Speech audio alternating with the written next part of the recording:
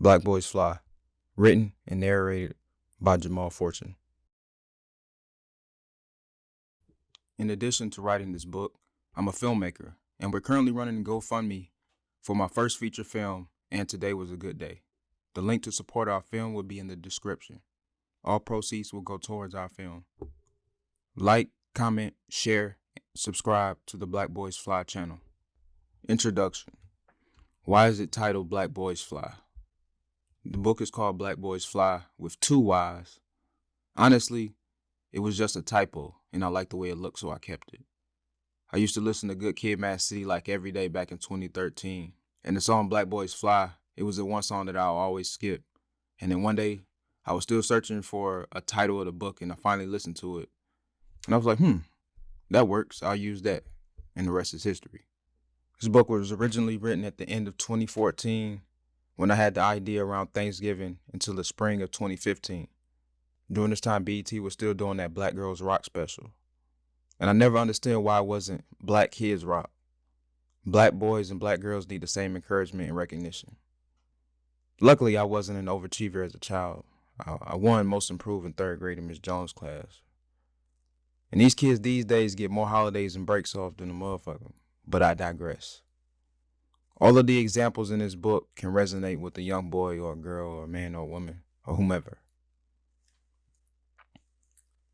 Each chapter is named after a rap song or the lyrics from a rap song, then remixed or redefined to illustrate an attribute that we all can use to manifest the life that we desire or to just be overall better. In the ebook version of this book, available on Amazon Kindle and iTunes iBooks, there are 2 additional chapters you won't hear in the audiobook, which is the original introduction and chapter 1 entitled Talk to Him, Definition, my perception of rap at the time when it was written in 2014. Like Charles Barkley said, I am not a role model.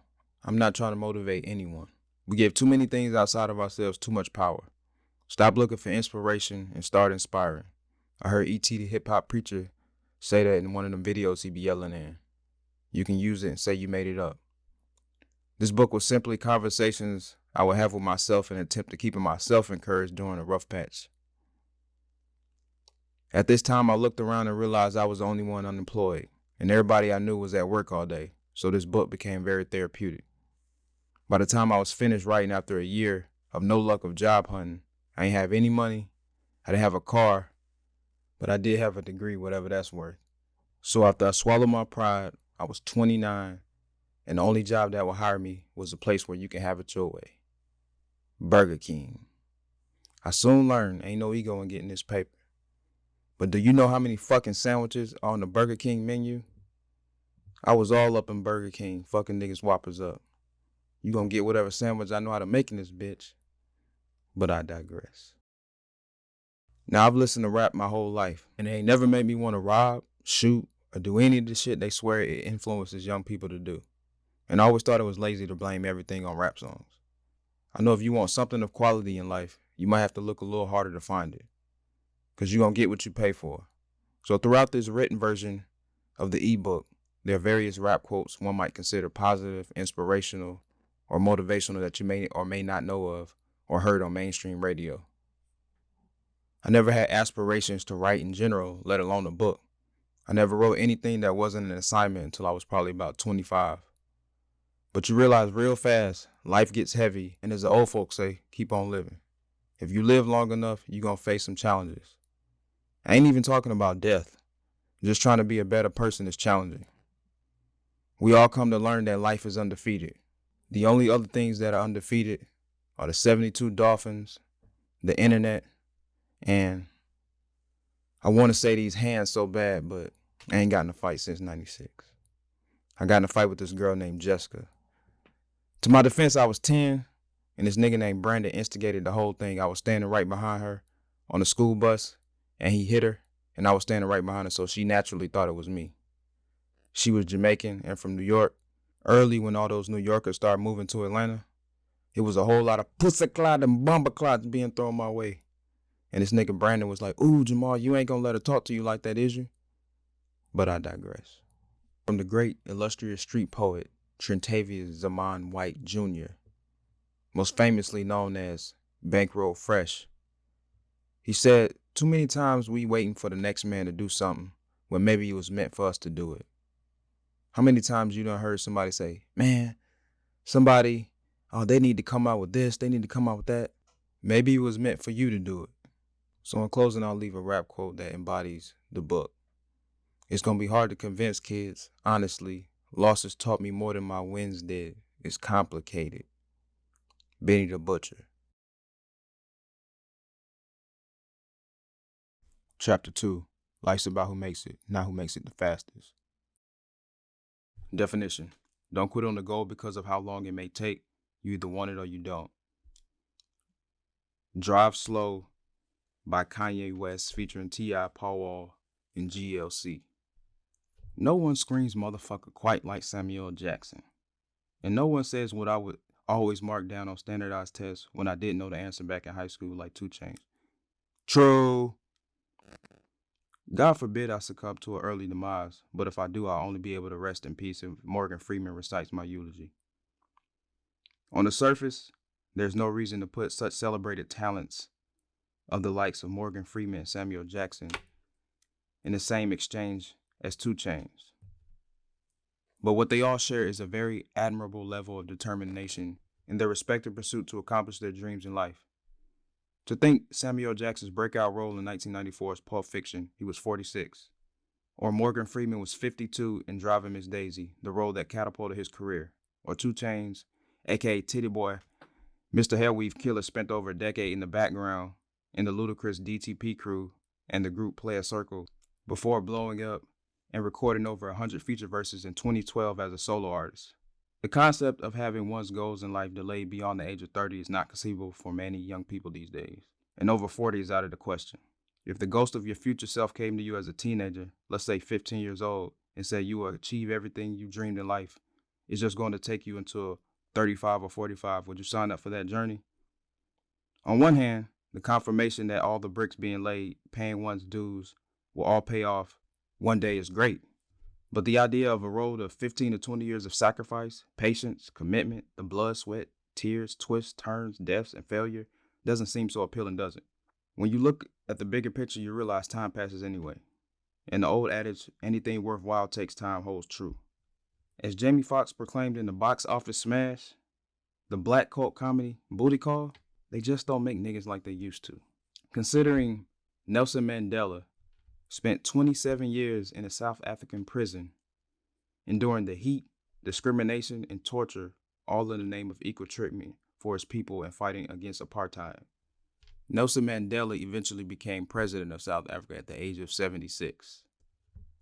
Some of us young folk, millennials, aren't willing to sacrifice life on the outside in the free world long enough to pursue the dreams we wholeheartedly profess we've wanted since we were 8 years old. How can you complain? Many people will turn around and say to themselves, I'm going to give it 6 months or a year. And if it doesn't work out, I'm going to just go and get a real job. Think about it like this. Before Steve Harvey was bald and writing relationships books, he didn't make it on TV till he was pushing 40. I know that I'm the person who is quick to text someone, and after one commercial break on TV, if I don't hear back from them, I'm the first to say to myself, I guess they don't want to talk.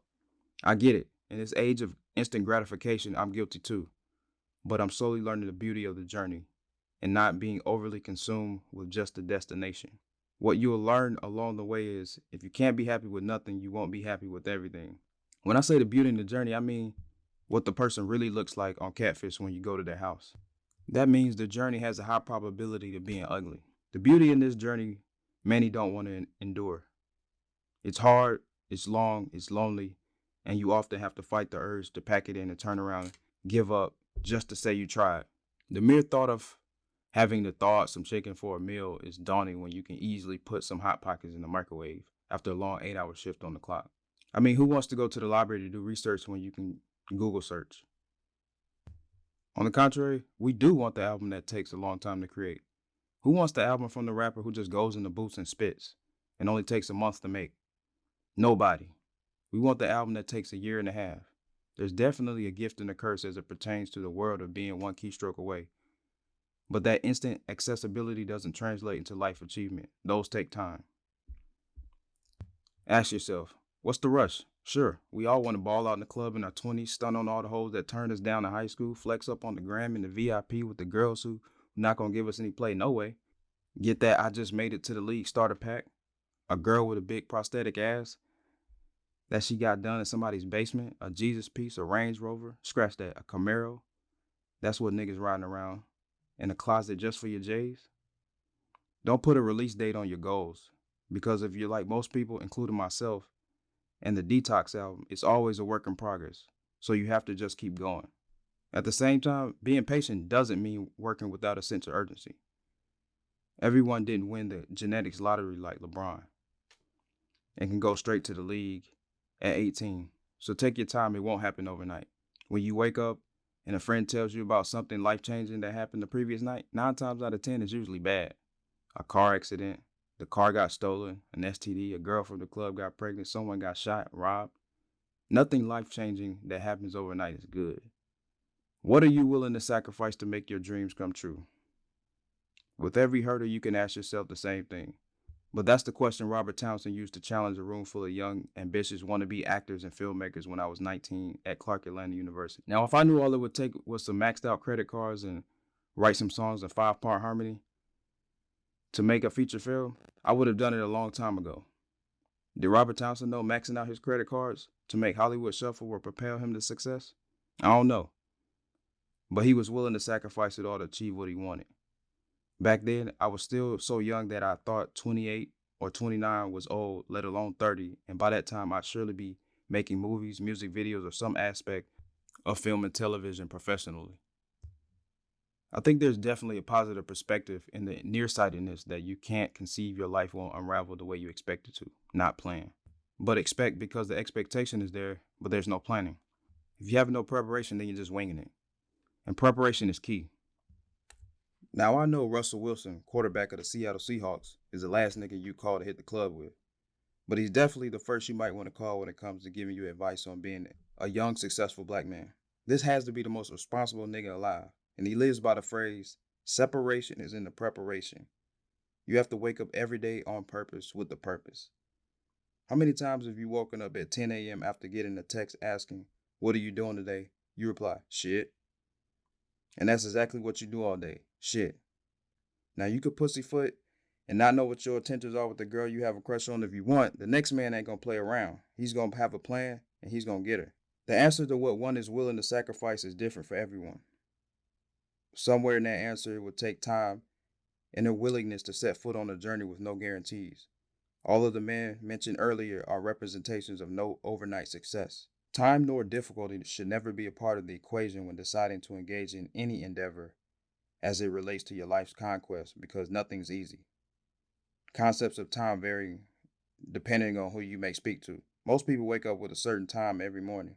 They go to work, go to school at a certain time. You probably get stuck in traffic. You'll go to lunch. You'll go home. You get stuck in traffic again, and you go to bed. Now, if you just so happen to be running to Jaden Smith, he'll probably tell you that time is a control mechanism adults have created to imprison the youth, but he doesn't have a real concept of time. His dad is Will Smith. He can do whatever he wants. He's not operating on the average everyday rules. The reality is everyone you look up to in your personal life, or any athlete, entertainer, etc., we all have the same 24 hours. How are you using your 24 hours? The time you spend aimlessly shooting the shits with friends, on the phone, not studying, on social media, on the PlayStation, or the Xbox is all the time that can be used toward accomplishing your goals. Now, there's a time for recreation and leisure, but we're talking about gluttony, overindulgence here. You know who mastered time? Tupac, also known as, you guessed it, Tupac, aka Machiavelli, aka Lassane Paris Crooks. Think about every song you've ever heard, every interview you ever saw, every movie, music video, surveillance video you saw where Tupac is stumping someone out in a Las Vegas casino. Tupac gets shots 5 times, is released from the hospital within hours, drops a #1 album while in prison, sells 6 million records upon release, and still has the time to sleep with his enemy's baby mama. And it was all done in the span of 5 years. This nigga lived the life of 10 men in 5 years. Some niggas can't even graduate high school in 5 years. And regardless of when you're reading this, Tupac's new album is coming out next week. Ultimately, you're going to have to work hard regardless of what you do in life. You might as well do what you want. Nothing worthwhile happens overnight. It takes 6 months to make a Bentley and 13 hours to make a Toyota. Now you may say, what? A Toyota is a good car. My mama has one. Or Toyota makes Lexus. I get it. I realize that Toyota is the prerequisite for the black woman under 25 starter pack, and your girlfriend drives one. Trust me, I get it. You may be even one of the few people who was equally as excited as TLC in that VH1 movie when Pebbles bought them all Toyota RAV4s, until they realized that they were RAV4s. Essentially, this is life and success in a nutshell. You can attain anything you want on a mediocre level, but if you desire to veer into the exceptional lane, it's going to take time. Even if we had all the extra time we profess we don't have, most of us would just use it as an excuse to get more sleep. As E.T. the hip-hop preacher states, most of you want to sleep more than you want to succeed. Think about it this way. If you sleep a standard average 8 hours a night for 7 days, which is a week, that's 56 hours. So essentially, you're already sleeping more than 2 days out of the week. We've heard in a million songs that sleep is the cousin of death. But sleep would also get you fired from your job. Sleep would get your ass beaten for not taking out the trash and washing the dishes. Sleep would get you into a car accident if you fall asleep at the wheel. Sleep is definitely an area where you and I will have to sacrifice to reach all of the goals we want to attain. One of my favorite parables about the time it takes to reach success is given by world-renowned motivational speaker Les Brown. He talks about the Chinese bamboo tree, which takes 5 years to sprout from the ground. This tree has to be watered and fertilized every day, and after 5 years, once it breaks through the ground, within 5 weeks it grows up to 90 feet tall. You have to commit to the process of your dream every day, little by little, year after year, consistently working on your craft until you break through. Shit, Jay-Z didn't release his first album until he was 26. I get it. I realize that everybody is old enough to die, and no one wants to spend their youth on a dream or a long shot that may never come to fruition. But anyone who finally made it to their dream never said, I'm mad I spent all of my younger years chasing my dream and now I just made it.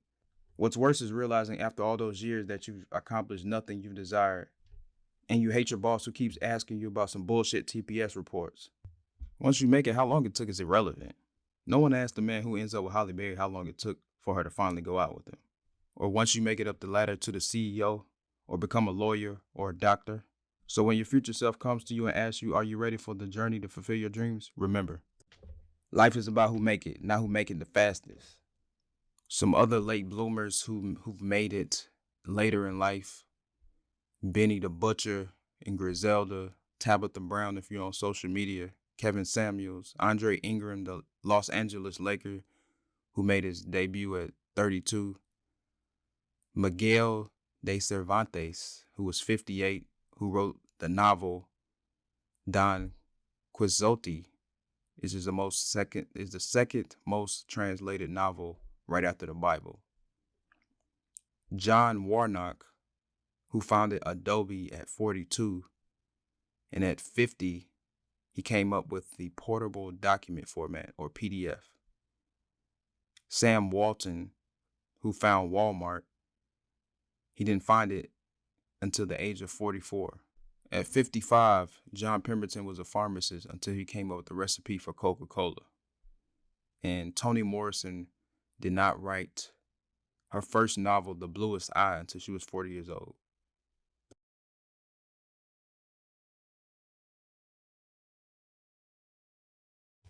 Chapter 3, Moment of Clarity. Definition: take ownership for where you are or where you are not in life, and be accountable for what you've manifested. Jay-Z, The Black Album. White people live by the hope factor. They hope things don't go wrong. And on the contrary, we as black folks live by a much more confrontational creed, the wish creed. I was in 9th grade when Cedric the Entertainer broke down this philosophy on the acclaimed Kings of Comedy. Most people, like Bernie Mac said, I stand firm on Cedric said. We live by, we wish a motherfucker would. We wish somebody would be sitting in our seats when we see them getting their ass beat. We say to ourselves, I wish a nigga would put his hands on me like that. If you're a parent and you see some kids getting out of line, white kids presumably, we turn to our kids and say, I wish you would do that or say that because I'll beat your behind. Next thing you know as a kid, you get in trouble for some shit you ain't even do. The wish ideology goes back even further and is much more personal for me than 9th grade bootlegging the VHS of Kings of Comedy. It goes back to bruh man from the fifth floor was eating a wish sandwiches on Martin. Around the same time, Skilo was rapping my childhood teenage anthem, I Wish. If you've never heard this classic, or maybe you need a refresher, it goes something like, I wish I was a little bit taller. I wish I was a baller. I wish I had a girl who looked good, I would call her.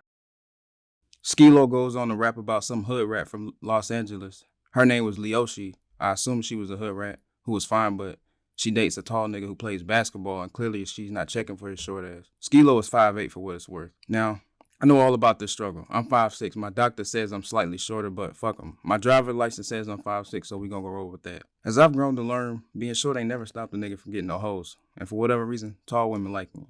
I guess I'm like a little piece of heaven or a life-size pocket rocket. In 2017, between Floyd Mayweather, Isaiah Thomas, Bruno Mars, Kendrick Lamar, Jordan Peele, DJ Khaled, and Kevin Hart, short niggas is winning. So if you one of them tall but can't dunk, and you over 6 feet and work in an office cubicle, you waste of height. But I digress. In my experience, it's the short women who want to play you, boy, to the left, but that's another story for another day. Now, Cedric the Entertainer made a funny joke out of a catchphrase, so to speak, about something we all have said before, and Skilo made a catchy song that we all can relate to. As it relates to real life goals and ambitions, I find that we only wish for things we can't have, that are out of our control, and things we presently aren't willing to work for. It's like wishing to be a certain height, live in a certain type of house, drive a certain car, or have a certain amount of money, and ultimately that's what we tell ourselves to cope with not living how we want to live. We can only control certain things, and the family we're born into and where we grow up aren't on that list. Ray Lewis yells. I would say that Ray Lewis says, but he yells everything. That effort is between you and you. So regardless of what you're doing in life, that's definitely one thing we all can control. How hard we try. You can't wish fat to fall off your butt. You got to work out, and it's hard, and it sucks, and you're sweating, and you're out of breath, and your thighs might even be rubbing together. Rev Run says, if you can tolerate that extra 30 pounds, you won't lose it. Anything you can tolerate, you won't change. You can't wish to be rich or successful or even good at anything. Now, I know some people win the lottery. I'm still wishing for that myself. But until that day, you got to work, myself included. At a certain point in life, you got to look in the mirror and take ownership for your life. All of the shit that you hear on Iyanla's Fix My Life, if you just so happen to watch the OWN network, you have to be accountable for where you are or where you're not at that moment. This moment of clarity is when you check yourself or pull your own card. It's never fun. It's where you accept that whatever you've been doing or haven't been doing isn't producing the desired results. When you stand in the mirror and you hear that ghost of Michael Jackson singing, I'm gonna make a change for once in my life, with that little sound, don't be shocked, just own it. Accountability is the first key to success in anything. Not blaming anyone for your failures or mistakes. Too often we're quick to take sole ownership of our successes, but even quicker to deflect and shed blame onto others for our failures and bad decisions. In the 6th installment of Rocky, Rocky gives his son a great and famous motivational speech in Rocky Balboa the movie. It's called Rocky Balboa. I know, not Rocky 6, but just Rocky Balboa, as if we didn't know his name. But I digress. You know the one where Rocky's really old and the old majority of us haven't seen? I assume his son is a loser of some sorts and Rocky need to give him a pep talk where he declares, but you gotta be willing to take the hits and not pointing fingers saying you aren't where you want to be because of him or her or anybody. You can't blame your mama, your daddy, your friends, your baby mama, your baby daddy, rap music, or anything else. You are the CEO of you. I always say there's nothing anybody can say about me that I don't already know about myself. So it's best to be accountable for your shit and call yourself out before someone else does, because we all have egos and no one likes to be called out and put on Front Street. When someone calls you out on your bullshit, no matter how nice they attempt to say it, those become fighting words. Regardless of the truth they may be present, you can know very well that you've been cheating, not making it to work on time, not paying your bills, going to class, studying, or whatever. But when someone else says it, the sting is so much more intense. It may cause you to shout out an impulsive, fuck you, you don't know my life. Not only does it take accountability, it takes discipline to change bad habits. To say to yourself that my work habits aren't reflective of the life that I want to live, or my eating habits aren't going to get me the body that I want. That little V-cut thing all the hoes like takes a level of maturity that many of us have trouble admitting. Now, if and when God grants you with your moment of clarity, the moment of honesty so the world can feel your truth, through your hard knock life, you hope it's not a gift and a curse. Having a moment of clarity in life that propels you for better things is always a blessing. But you hope, white people, that is, it doesn't come too late. When I say too late, I simply mean that things sometimes become clear, usually and unfortunately on the heels of bad traumatic events in life. Don't let your moment of clarity happen after someone dies, or you get fired from your job, or get dumped or expelled from school, thrown in jail. In this life, you want to think of yourself as special, but not invincible. Because like E40 says, anybody can get it. We can put ourselves in some compromising situations if we're not careful. And we must be cognizant of the people we surround ourselves with. Because people will be more than happy to be willing participants in aiding in a potentially destructive habit. They will sit back and be glad to watch your self-destruction and have no problem gossiping to the next person. And when your destruction airs, it'll probably come on VH1 and be produced by Mona Scott Young. Dr. Steve Maraboli simply puts it, if you hang with chickens, you're going to cluck, and if you hang out with eagles, you're going to fly. A moment of clarity can be as simple as me accepting that I like watching Friends, Dawson's Creek, and that Beyonce's Love on Top is one of the best songs ever. When I realized that I and Diddy's favorite show is The Biggest Loser, I knew I was on the right path in life. These impactful moments can have much greater long-standing implications, like deciding to move across the country or quitting your job because it sucks, but it pays your bills. For some, it's stop hanging around your childhood friends because they're destined to be on the episode of Beyond Scared Straight. If you're still relatively young, if you're already grown, then you know life isn't like that Saved by the Bell episode in the Zack Attack. You won't be friends forever with many of your teenage friends. Livelihood is the source of many a man's moment of clarity. How you'll make a living for yourself is a lifelong, ever-evolving journey. This moment of clarity can occur when your paycheck comes up short, but when HR comes aware of the discrepancy, they want to withhold your money to the next pay period. Nigga, I need my money now. It could happen when you're sitting in your cubicle at work staring at the computer screen thinking to yourself, I'm going to go to the bathroom, grab a roll of toilet tissue, and set this motherfucker on fire. Your life-changing moment of clarity may occur after you look at your boss, after he or she just told you to come in on your day off, or throw a pile of work on your desk 15 minutes before it's time to clock out, and all you can think is, say something else and I'm going to smack the shit out of you. At the end of the day, I've been there. Many have had these same thoughts. But if you don't like where you work, no one is going to hold a gun to your head and make you work there. And your employer will gladly pay that presumably horrible wage to someone else. Now, you may feel obligated by circumstances, but if you want different, you have to do different and accept the residual effects of leaving that bullshit job. If Cookie can do it, so can you. I know all of you rep hashtag Team Cookie or Team Lucius if you're into that show. But if real life Cookie Taraji P. Henson can pack up and move across the country with the infant with only $700, then you can make it happen too. When you can learn from other people's mistakes, then usually you're ahead of the game. And you can save yourself a lot of pain, time, money, and even your life. These moments where life slows down and decisions become solitary and you have to make decisions for yourself as a man.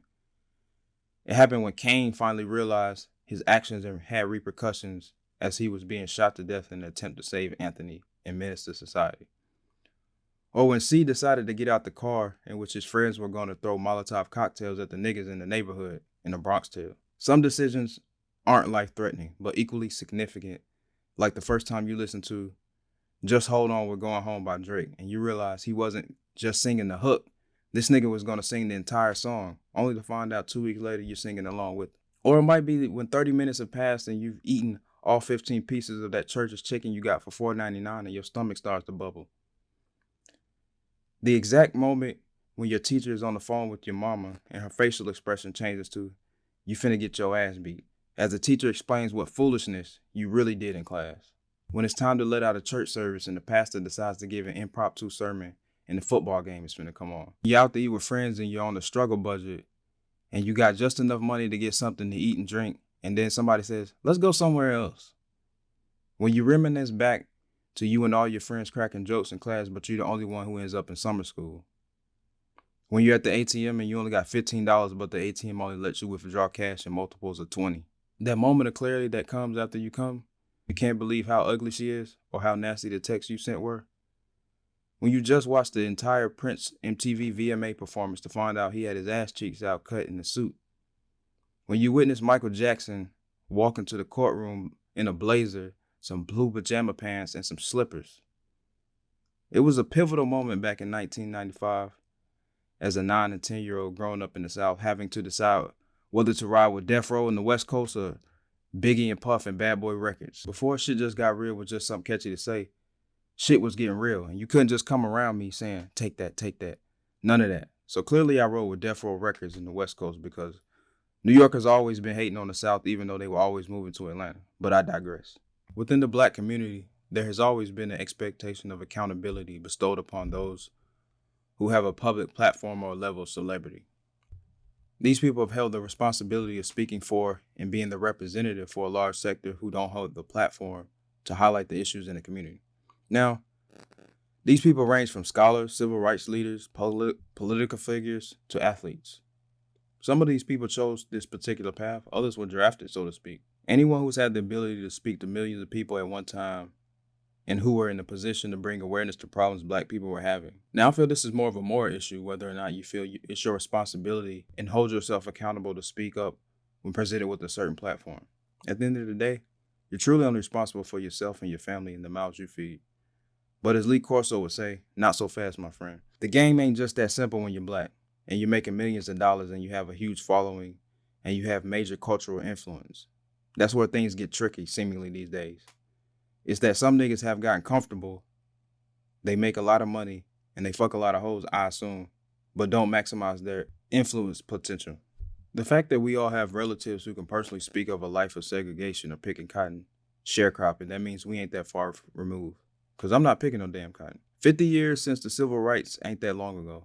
Like Chris Rock said, slavery lasted from about the 1600s till about 1964, depending on when your town decided to act right. I'm just saying 400 years versus 50 years. Let's just stay aware of where we stand, where we've come, and still need to go from 2017 and beyond. Now, if you're one of those conspiracy guys and think white people or the man or whoever are strategically conspired to destroy Black men, then you know the importance of giving up the game. What is learned in school isn't really adequately preparing students, especially Black kids. And if we're not getting true game from those in positions to do so, then where's the progress? Things in society are moving at such a rapid pace that we as Black young people are forgetting the importance of our own social awareness as Black people. Everyone is caught up in the rat race, fame whoring, and fake stunting for likes. I assume these are major issues that many Black folks have rapped about nowadays. The lack of substance, having a message in the music. You listen to a whole album and you're more confused than before you played it. You're not inspired to do anything constructive. I think culturally we need a moment of clarity because there's not a lot of shit popping off like the Arizona law that allows police to withhold the names of the officers after shooting civilians. The act will bar law enforcement as well as all government entities from releasing officers' names for 60 days following the incident. Luckily, it's not a lot of niggas in Arizona. Every decision I've made, every moment of clarity was a major decision to me. Along with the theme of cultural and social awareness, pale in comparison historically to what some have had to do to make an impact on the Black community. When Jesse Owens touched down in Berlin, Germany in 1936, he was not only competing against the Hitler-led Aryan nation, but also for the country who thought of him as a second-class citizen. As the German papers called him and his fellow Black Olympians Black auxiliaries, newspaper reporters back in America described them as our Ethiopian troops, and their collective triumph as a dark town parade. The New York Times called Owens the dark streak from Ohio State. The novelist Tom Wolfe wrote that he cheered for Owens even though Owens was a black as tar. Jesse Owens is clearly lighter than the brown paper bag. I mean, I personally know plenty of dark as tar niggas like my boy. Nah, I ain't gonna even do it. I ain't gonna do it. When Joe Louis fought German Max Schmeling in 1938, it wasn't just a fight. Not only was Louis fighting to redeem himself from the defeat at the hands of Schmeling 2 years earlier by knockout, which only added to Hitler's belief of the superiority of the Aryan race. Somewhere in between those 2 years, Louis had to regroup knowing that he was fighting for more than himself. Eleanor Roosevelt, First Lady to Franklin D. Roosevelt, resigned from the DAR, Daughters of American Revolution, in 1939 because Marian Anderson, first Black performer at the White House, was withheld from being able to perform at the Constitution Hall in Washington, D.C. After being put on Front Street, the DAR allowed Marian Anderson to perform at the Lincoln Memorial in front of 75,000 people on Easter Sunday, April 9, 1939. It was the most diverse crowd D.C. had ever seen. This cosign from Eleanor Roosevelt led to a friendship between the two and eventually helped FDR get reelected for a second term with the help of the Black vote due to Anderson's huge following. It took some serious cojones for John Carlos and Tommy Lewis to throw up the Black Power salute at the 1968 Olympics in Mexico City. People overlook the fact that Tommy Smith won gold and set the 200-meter world record at the time at 19.83 seconds. This world record is now held by Usain Bolt, who might wear that black as tar label a lot better than Jesse Owens supposedly did back in 1936. Just because I'm black doesn't make the racial epithet black as tar any better. I'm simply attempting to draw a line in the sand and distinguish between two very distinct shades of black. Other than the Black Pride salute, I know nothing else of this Olympics. But I've seen this photo hundreds of times and it's used as a single artwork for Kendrick Lamar's 2011 song Hot Power. The decision of Emmett Till's mother to have an open casket to show the heinous and malicious disfiguration the racists did to her son. Or when the NAACP decided not to use 15-year-old Claudette Colvin as the face of the movement as she was the first person arrested for resisting bus segregation in Montgomery, Alabama. All of these individuals played a pivotal part in history, and the aforementioned have their own respective moment of clarity that has held lasting impacts on generations within the black community. Ultimately, any moment of clarity as it relates to improving yourself at any phase in your life comes down to sacrifice. Sacrifice is a euphemism for suffering. Are you willing to suffer? Nowadays, we compromise the truth for people's feelings because we don't want to hurt anyone's feelings. Having a moment of clarity and being accountable is about being honest, and sometimes that honesty is brutal. She's not thick, she's fat. You're not in the friend zone, she doesn't want to have sex with you. Are you willing to suffer? That's the only question you need to ask yourself. Are you willing to wake up at 6 a.m. to work out? Are you willing not to go out to eat or buy shoes and save your money? Wake up for that 8 a.m. class on Friday? Ain't too many things I hated more than my early morning astronomy lab, but I digress. Too many of us be having those $1 million dreams accompanied by those minimum age work ethics. Sure, Oscar Wilde said, I don't want to earn my living, I want to live. And if anybody feel you, I feel you. Now, I'm not the kettle calling the pot black or the pot calling the kettle black. What I'm trying to say is, I'm not Wesley Snipes making black jokes about Akon. I'm in the same boat. So before you do something that can change your life for the worse, be someone's inspiration and not their cautionary tale.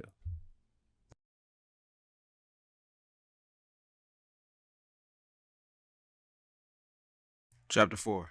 Best Rapper Alive, Lil Wayne. Definition. Confidence is paramount. If you think you're the best, you're the best. Lil Wayne, Carter 2.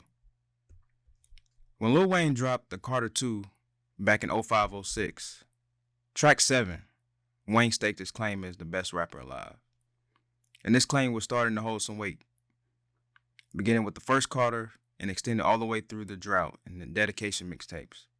Maybe not Dedication 5. He graduated from the Block is Hot Wayne and found himself as the last hot boy standing. Even though at that time Jay-Z had returned from his Jordan-esque retirement, a quick 18 months or something like that, to release Kingdom Come, he clearly still held this mythical championship belt without having to profess it. Now around this time, Jay-Z and Beyonce were somewhere crazy in love and dangerously in love. And at this phase in the game, they could be seen all in the videos, blown up in the streets and shit, only later to be drunk in love. It was almost like a self-fulfilling prophecy for Wayne. Because after this album, essentially, he came, he saw, he conquered. And Wayne wore the crown as best rapper alive for a good little minute, through hundreds and hundreds of freestyles and feature verses, many that you can't remember. But in Jay-Z's hiatus, he self-proclaimed himself the new best rapper.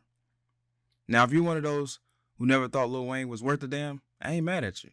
Or if you think he's still the best rapper, to each his own. But I might have a couple of words with you if you think so. Basically, in the sport of rap, Lil Wayne told Jay-Z, fuck your old ass. Figuratively speaking, of course, because it would be a couple of years before Lil Wayne would throw lyrical jabs at Jay-Z. Talking about baby money, I got your baby money. Kidnap your bitch, get that how much you love your lady money. I'm good, Lil Wayne. That's old news these days. And we all know 90% of rappers really not about that life. I mean, if you really think about it, Chris Brown is the hardest rapper out. And I'm not trying to find out if Chris really got hands about talking about his ex. But since we're here, hi Karuchi. But I digress. At the end of the day, I personally just love the confidence and belief in his own abilities to profess it boldly and unapologetically. In order to do anything in life, you have to think of yourself as the best. Because if you only think of yourself as okay, you only perform as such. For instance, if I happen to be walking down the street and one of the many N-words trying to rap stops me about buying his CD, which is kind of outdated, and is like, hey man, I'm checking out my music, man. I think you'll like it. He probably won't get far. But if he's like, nigga, yo, fam, bruh, this shit here, nigga, I still probably won't buy it, but I'll definitely stop and listen before I say, I don't even carry cash, bro. You have to consider yourself like the Django and the Django Unchained as that one out of every 10,000 nigga where you don't give a fuck who's out here. I'm that nigga, fuck you mean. We all should have a healthy level of confidence that we all should carry with us that allowed us to showcase and profess our unique qualities that make us all one of one, and that no one else can do what we do, quite like we do it. The midpoint of any two traits or attributes is where the virtue lies. So if arrogance is one extreme, then being bashful would be the other. And you want to be somewhere in the middle. Now, most people think Kanye West falls somewhere between arrogance and here this nigga go again. But I personally think 9 times out of 10, Kanye can do no wrong, especially when it comes to how he views himself. Kanye professes his greatest pain in life is to never be able to see himself perform live. The only issue I would have with that statement, if I was one of his contemporaries, is that I didn't think of that myself. We are living in a time of hypersensitivity, where no one wants to say anything to offend anyone, and we always profess self-confidence and believe in yourself. But it seems it's more like be confident and believe in yourself as long as it doesn't make others feel insecure about themselves. Marcus Garvey famously stated, if you have no confidence in self, you are twice defeated in the race of life. With confidence, you have won before you even started. Truth be told, by the time most people in your life believe in you, you'll be saying, I told you so. I think manners, modesty, and being humble are instilled over self-confidence. Now, I'm not saying being humble is not important, but I am saying that you should learn to love yourself basically like Kanye loves Kanye at an early age. His confidence in himself is so great and rare that it makes others feel uncomfortable because they can't understand how someone could believe in himself so much. So when someone walks up and says, I'm a god, and people say, who does he think he is? I just told you who I thought I was, a god. That's who I think I am. Would it have been better if I made a song that said, I'm a nigga, a pimp, a gangster? All of those colors and patinas fit better on a person like me. All Yeezy fans have heard the Last Call song from the College Dropout, where Kanye details his perspective on how he got signed and how labels didn't believe in him as a rapper.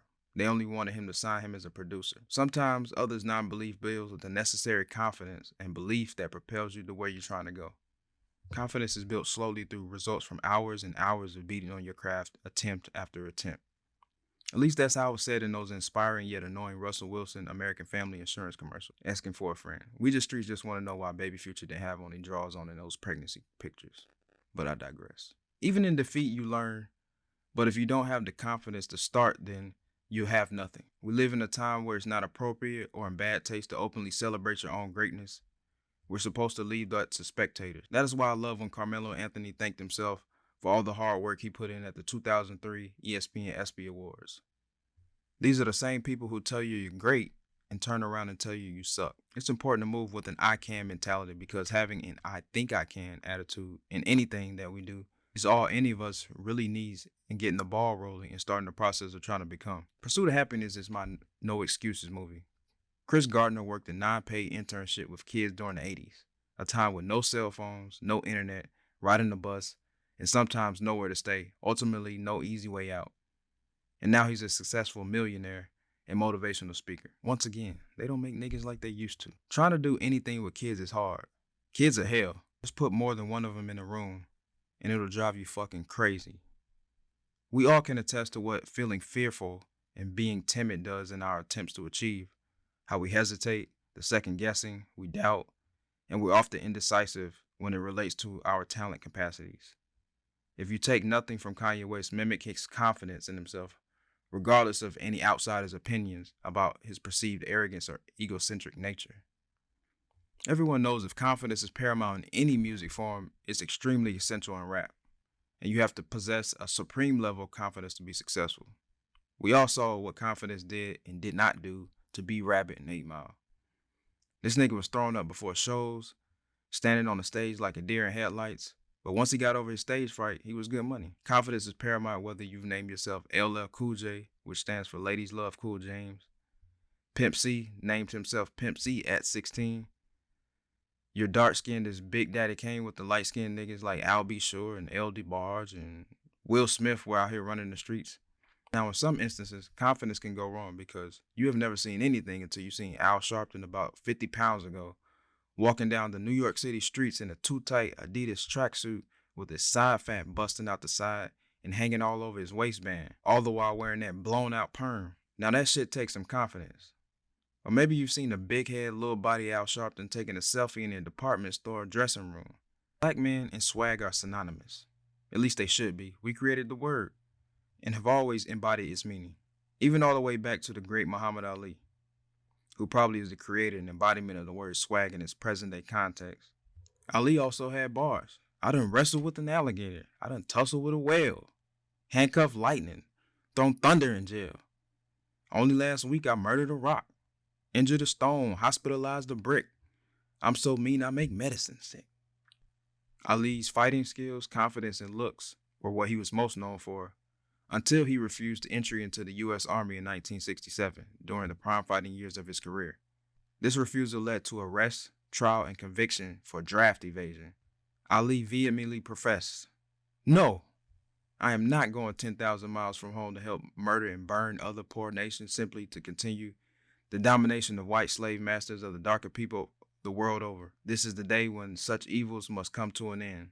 I've been warned that to take such a stand would put my prestige in jeopardy and could cause me to lose millions of dollars, which should accrue me as the champion. But I have said it once and I'll say it again. The real enemy of my people is right here. I would not disgrace my religion, my people, or myself by becoming a tool to enslave those who are fighting for their own justice, freedom, and equality." His boxing career, this is why he is widely known as the greatest ever, for being someone who is proud, confident, charismatic, and more importantly, courageous, not afraid to profess his beliefs to the world. Essentially, those are some of the necessary ingredients to being a success across the board in any discipline. Once again, I'm not trying to be a rapper, nor I'm trying to tell anyone to become one. I respect the game too much, but I am saying to be unapologetically confident in whatever you do. Don't dim your light for no one. Be loud, be proud, even borderline obnoxious, like DJ Khaled. Confidence is paramount, people. I mean, how's that Cameron rock the pink mink in the Range Rover? How did Immature rock the bob hairstyle from back in the day? How does Lil Wayne kissing Birdman in the mouth and act like that's normal? Michelle from Destiny's Child got up and kept singing after she busted her ass on 106 & Park years ago. Or how does Kirk Franklin continue to put out these albums when no one knows exactly what he does? Being humble is cool once you've made it. It's a phrase people use when someone successful chooses to still be down to earth when they really don't have to. We've all heard it before. Don't forget where you came from. And I agree with that. But being humble isn't sexy, and we all know sex sells. They say don't toot your own horn. And in athletics, I think it's easier because your talent and skill speaks for themselves on the playing field. When you're in the more subjective arena, something more artistic, being humble doesn't get you noticed, which won't get you paid. It's all about who you can name drop and attach your name to. When I was a burgeoning filmmaker in film school, I found even in the controlled, safe, and academic environment, many of my peers love to name drop. Oh, I work with Lucas. I got the latest, most expensive camera, etc. It seems regardless of the level or arena, we all love the proven commodity, the already established product, over the passionate, eager novice. As a film student, I found that to even get your own peers to want to collaborate with you, it seems necessary to stand up on the first day of class and boast about with whom you can align your own name with. For me, coming up, I always associated confidence with being the one not afraid to jump up on the tables, beating on your chest, and the look at me attitude. It meant being the first nigga to talk to the finest girl in the club or the classroom or the neighborhood. Not doing the most outlandish exploits to be seen. You get the shy label, and now you're Mr. Afraid of everything. Maybe you're more reserved. Maybe you're laid back and observant, so you're more like Fabulous and not like Ludacris. Maybe you're more like Marcus Mariota than Jameis Winston. As much as we say we admire being humble, we reward overt confidence. And that's cool. I'm not hating. And if that's you, get your Kanye on. And if you're not, move like Jay. I had a conversation with a friend of mine recently, and she said, boys don't know they're handsome until a woman tells them. Now I'm not talking about the Boris Cujo ass niggas or the prodigy athlete that grew up being told how great they were from Jump Street, or the, oh girl, he's gonna be a heartbreaker. These niggas' self-esteem is still early. Some of us didn't get that type of adulation shopping in the Husky section at Mervyn. Back in those days, I couldn't get no Jordans. My dad wouldn't let me grow a rat tail. And a starter jacket cost too much. You even need confidence to fight as boys do. But for me, I stopped fighting once everybody else kept getting taller. Not that I was unconfident, I just didn't know. So basically, there was no holes in my locker. As you evolve, you learn to develop your confidence through defining and validating your self-worth by the man you're working to become, not through external validation of the opinions of others, acquisition of women, or money. As it relates to rapping, the name of the game is to be as clever, witty, cocky, boastful as possible. You have to be confident, Confidence solely has created an entire subgenre, swag rap. No lyrics, just confidence, catchy hooks, and a dope beat. The requirements are summed up with all that battle rapper shit. But sometimes that can go too far. You mad cause I'm styling on you, but it's competitive. It's a job at the end of the day, but not your traditional 9 to 5 since you don't have to take drug tests. Shit, you can smoke and drink on the job. It's often encouraged. And you don't have to be tall cause most rappers are short. And you don't even have to be in shape. Some of the best to ever do it were, let's say, okay, they were fat. Ain't no way around it.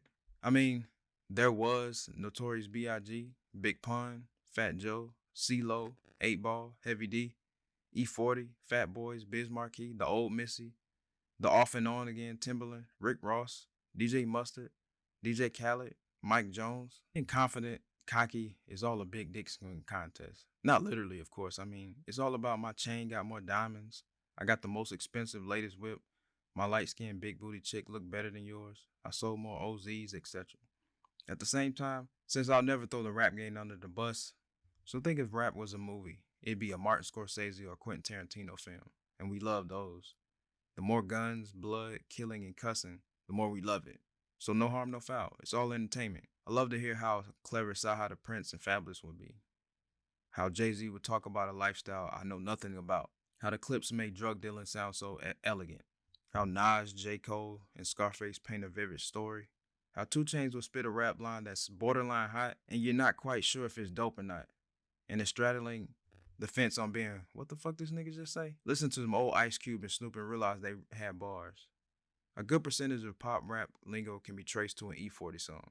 How I listen in amazement and how Eminem plays words like no other, and at the same time think white men be saying some wild shit to their girlfriends and mothers. How Lil Wayne just made the dopest song and said absolutely nothing. How most rappers from Texas are highly underrated. You got Zero, Short Dog, Killer Calleon, Devin the Dude, Lil Keke, Travis Scott, Slim Thug. How I'm still trying to recite Bone Thugs and Harmony song without fucking up. So at the end of the day, if you don't listen to rap, or for some strange reason you listen to gospel rap or Walmart edited rap, you wouldn't understand. I just love listening to a song and it makes me cringe my face like when you see a girl with a really fat ass. But nothing triumphs those words you can apply to your own life, especially when life's beating your ass. For a lot of men, football is everything. Football is the king of the South. Sorry, T.I. And during the football season, I watch these games. I'm online checking stats for my fantasy team, the whole nine. And at the same time, I realize that I'm not about that life when I see somebody get lit up. My favorite part of the football season is a trash talking. And in today's NFL, no one talks more trash than Mr. You try me with a sorry receiver like Crabtree? Richard Sherman himself. He is the embodiment of talk that talk, walk the walk. Like many professional athletes, Sherman has humble beginnings. But some of the greatest rappers in history hail from Sherman's hometown of Hub City, aka CPT or Compton or Bompton. NWA, including Ice Cube, Dr. Dre, Eazy-E, DJ Quick, The Game, Kendrick Lamar, King T. Like some of his hometown brethren, when you're at the top of your craft and you acknowledge your own greatness, for some reason they hate on you for it. Now, whether it's solely because he's young, gifted, and black, I love that Aretha Franklin song, by the way. If he's hated for those reasons, that's debatable, but it's definitely part of the equation. The media attempts to vilify you for calling yourself a thug and arrogant for being outspoken about your abilities. The only reason being called a thug bothers me because it seems that it's the accepted way of calling somebody the N-word nowadays, Richard Sherman. Truth and honesty should reign supreme, but it goes back to that behaved, disciplined, well-mannered black man. Instead, he's intelligent, confident, outspoken, and is not shy about claiming his greatness. From Compton to a Stanford graduate. On the gridiron, who knows how long he'll sit atop the hill as the best. But I'm sure he'll cross that bridge when he gets there. And some people love to focus on the post-game rants, say shut up and play, but there's no way that he could reach this level of success without first believing in himself, working extremely hard at his craft, and being disciplined. I always look past the perceptions of the perceived cocky, arrogant, troubled, misguided, and look for the positive attributes that I can take from these individuals.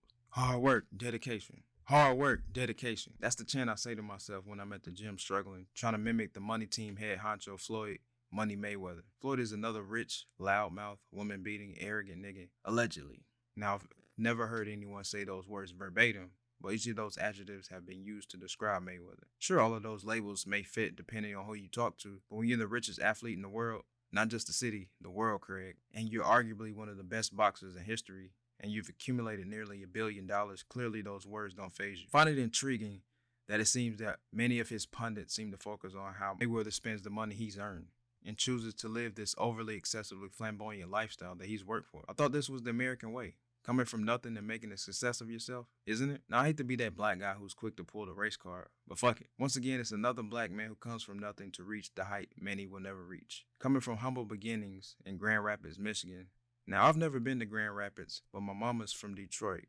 And if it's anything like Detroit, making it out is an accomplishment within itself. Floyd came from a home where his mother had issues with drug abuse and a father who spent time in federal prison. The last thing I focus my energy on when it comes to the undefeated champion is how arrogant or obnoxious he is. Now, what does being arrogant mean? Arrogance is having a complete disregard for recorded factual history, spending over $100 million releasing a movie that's completely inaccurate. I mean, the movie Exodus was like, according to history, it's basically impossible for white people to live in Egypt during the time period. But we think white looks better on Moses.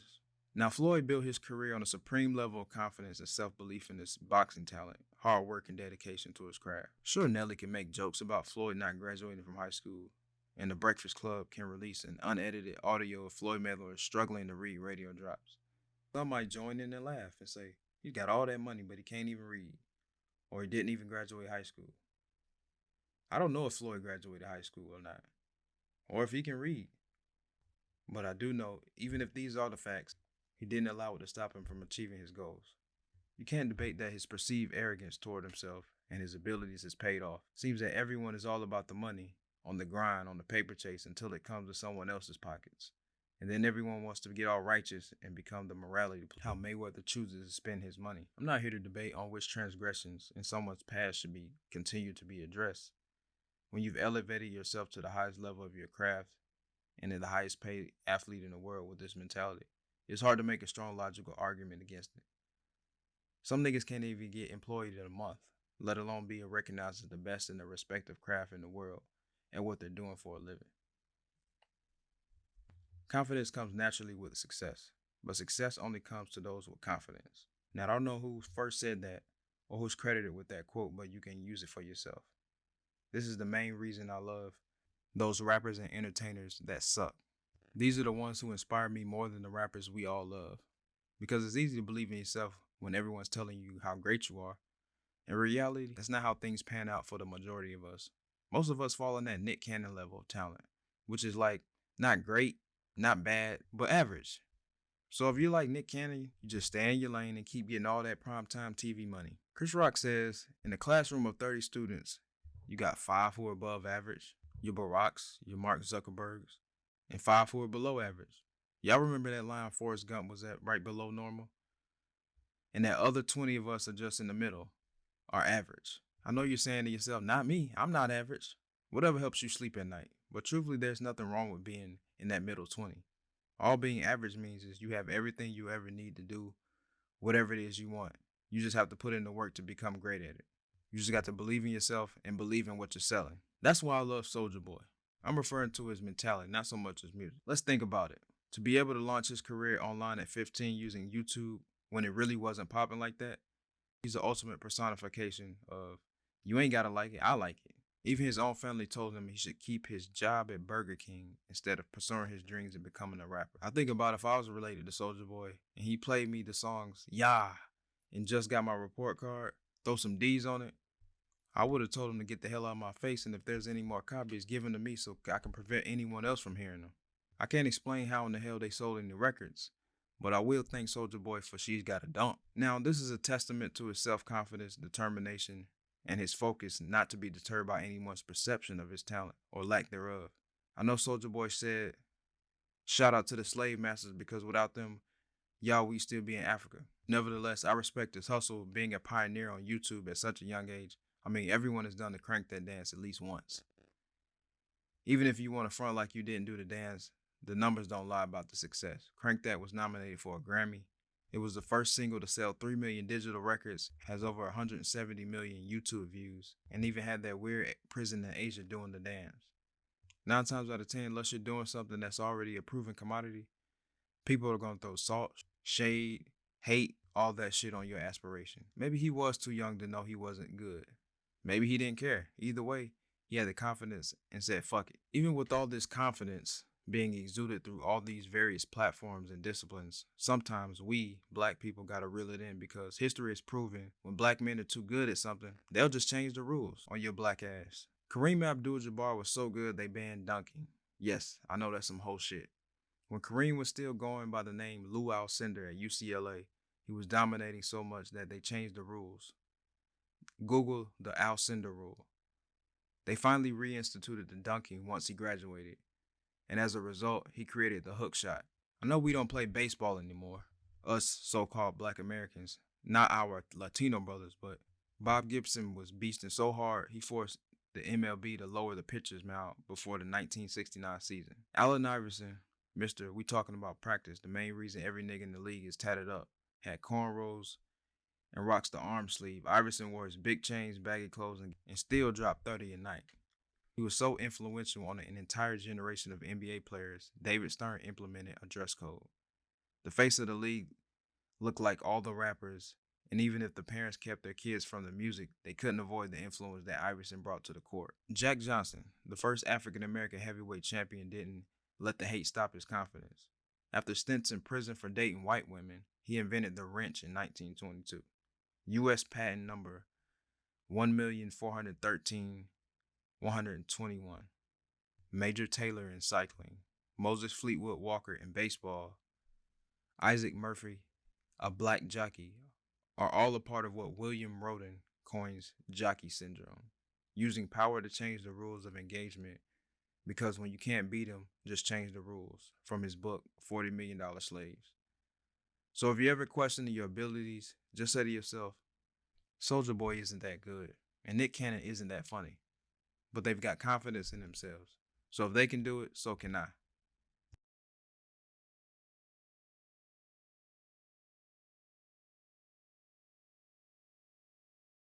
Chapter 5, First Time, Definition. Everyone is a virgin once. You have to start somewhere. Fabulous featuring Rihanna, From Nothing to Something. I'm coming. After only about, I say a good 20 seconds, the ashtray from Don't Be a Menace to South Central while drinking your juice in the hood mustered up the strength, or what was left of his strength, as he laid there pathetically on top of Dashiki. After 9 kids, who knew Dashiki still had that ill nana? See how that works? That's a double entendre. Ill nana is a euphemism for, and Foxy Brown's debut album came out the same year with the same title. That's too explicit. I ain't come here to be Zayn or whoever wrote 50 Shades of Grey. Should take it easy on old ashtray. It was his first time. Many brothers' first time was with the neighborhood freak and didn't last long. I mean, let's keep it funky. No one lasts long during their first time. If you're lucky, you might last through an album interlude, which is like 1 to 2 minutes. For future reference, if it is your first time, refrain from playing any Luther Vandross songs, because this nigga's songs be a good 7 to 8 minutes.